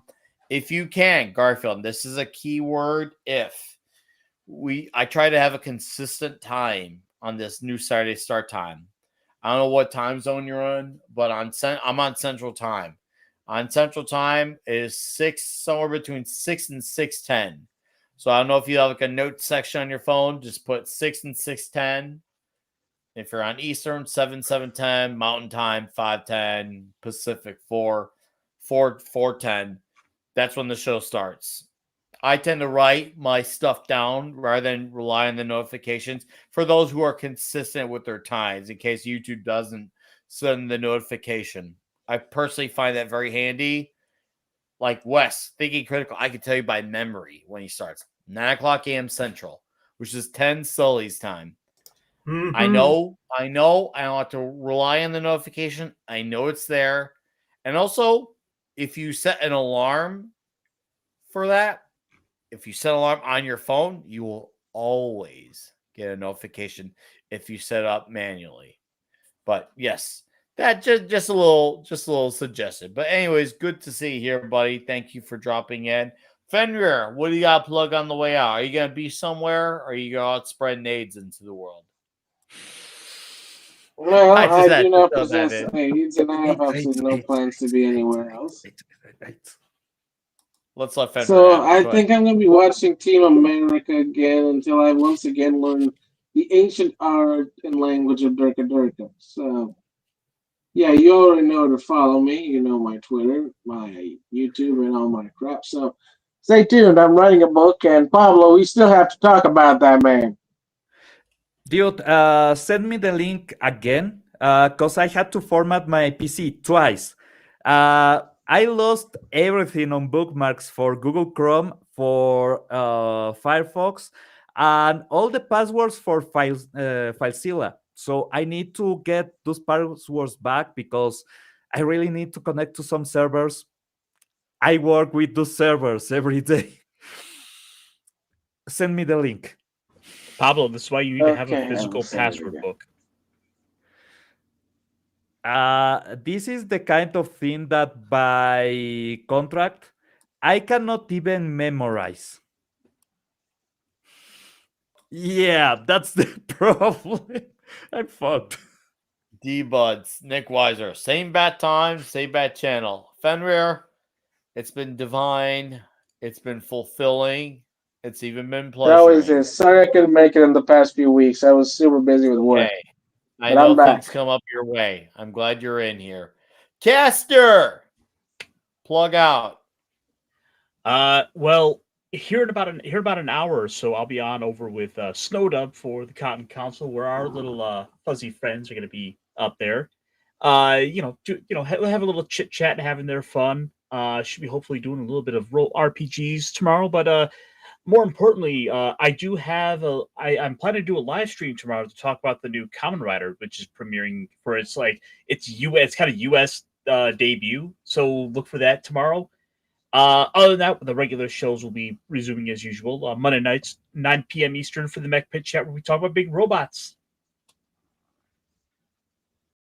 Okay, you heard the man here. Caster, thank you as well. Go hang out with Snowdub on that channel. It's been good, dude, to have you.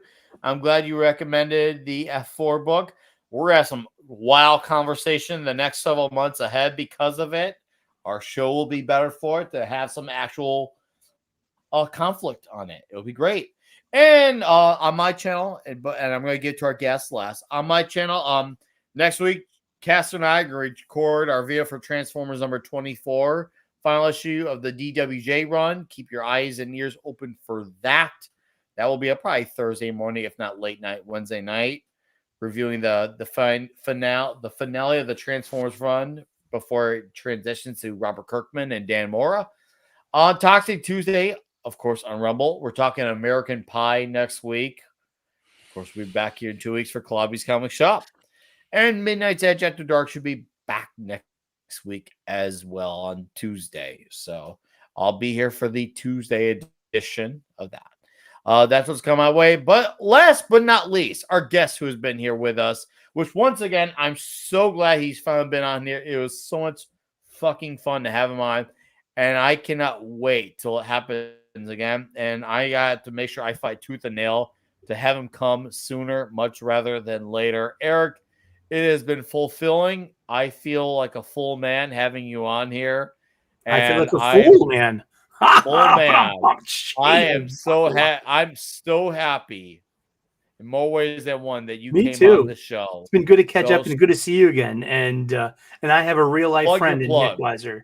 And I am Eric O'Sullivan, aka Reverend Sully. You can find me at my channel, 3 p.m. U.S. Eastern, Sundays, weekly on the Super Sully Sunday stream, where we talk about all the comic books that I've read this week. I've read about 16 different Marvel comics. I read about maybe 7 other comics. I think I read 25 comics this week. I can read up to about 100 comics, different comics a month, because I'm in this review circuit. So I get my hands on review copies and I talk about them. I also talk about cooking. I talk about spirituality. And I also talk about God's sport. Yes, that's right. NHL hockey, the yin and yang of sports, sheer grace and utter brutality. Yeah, hit the ice. The puck is dropping soon.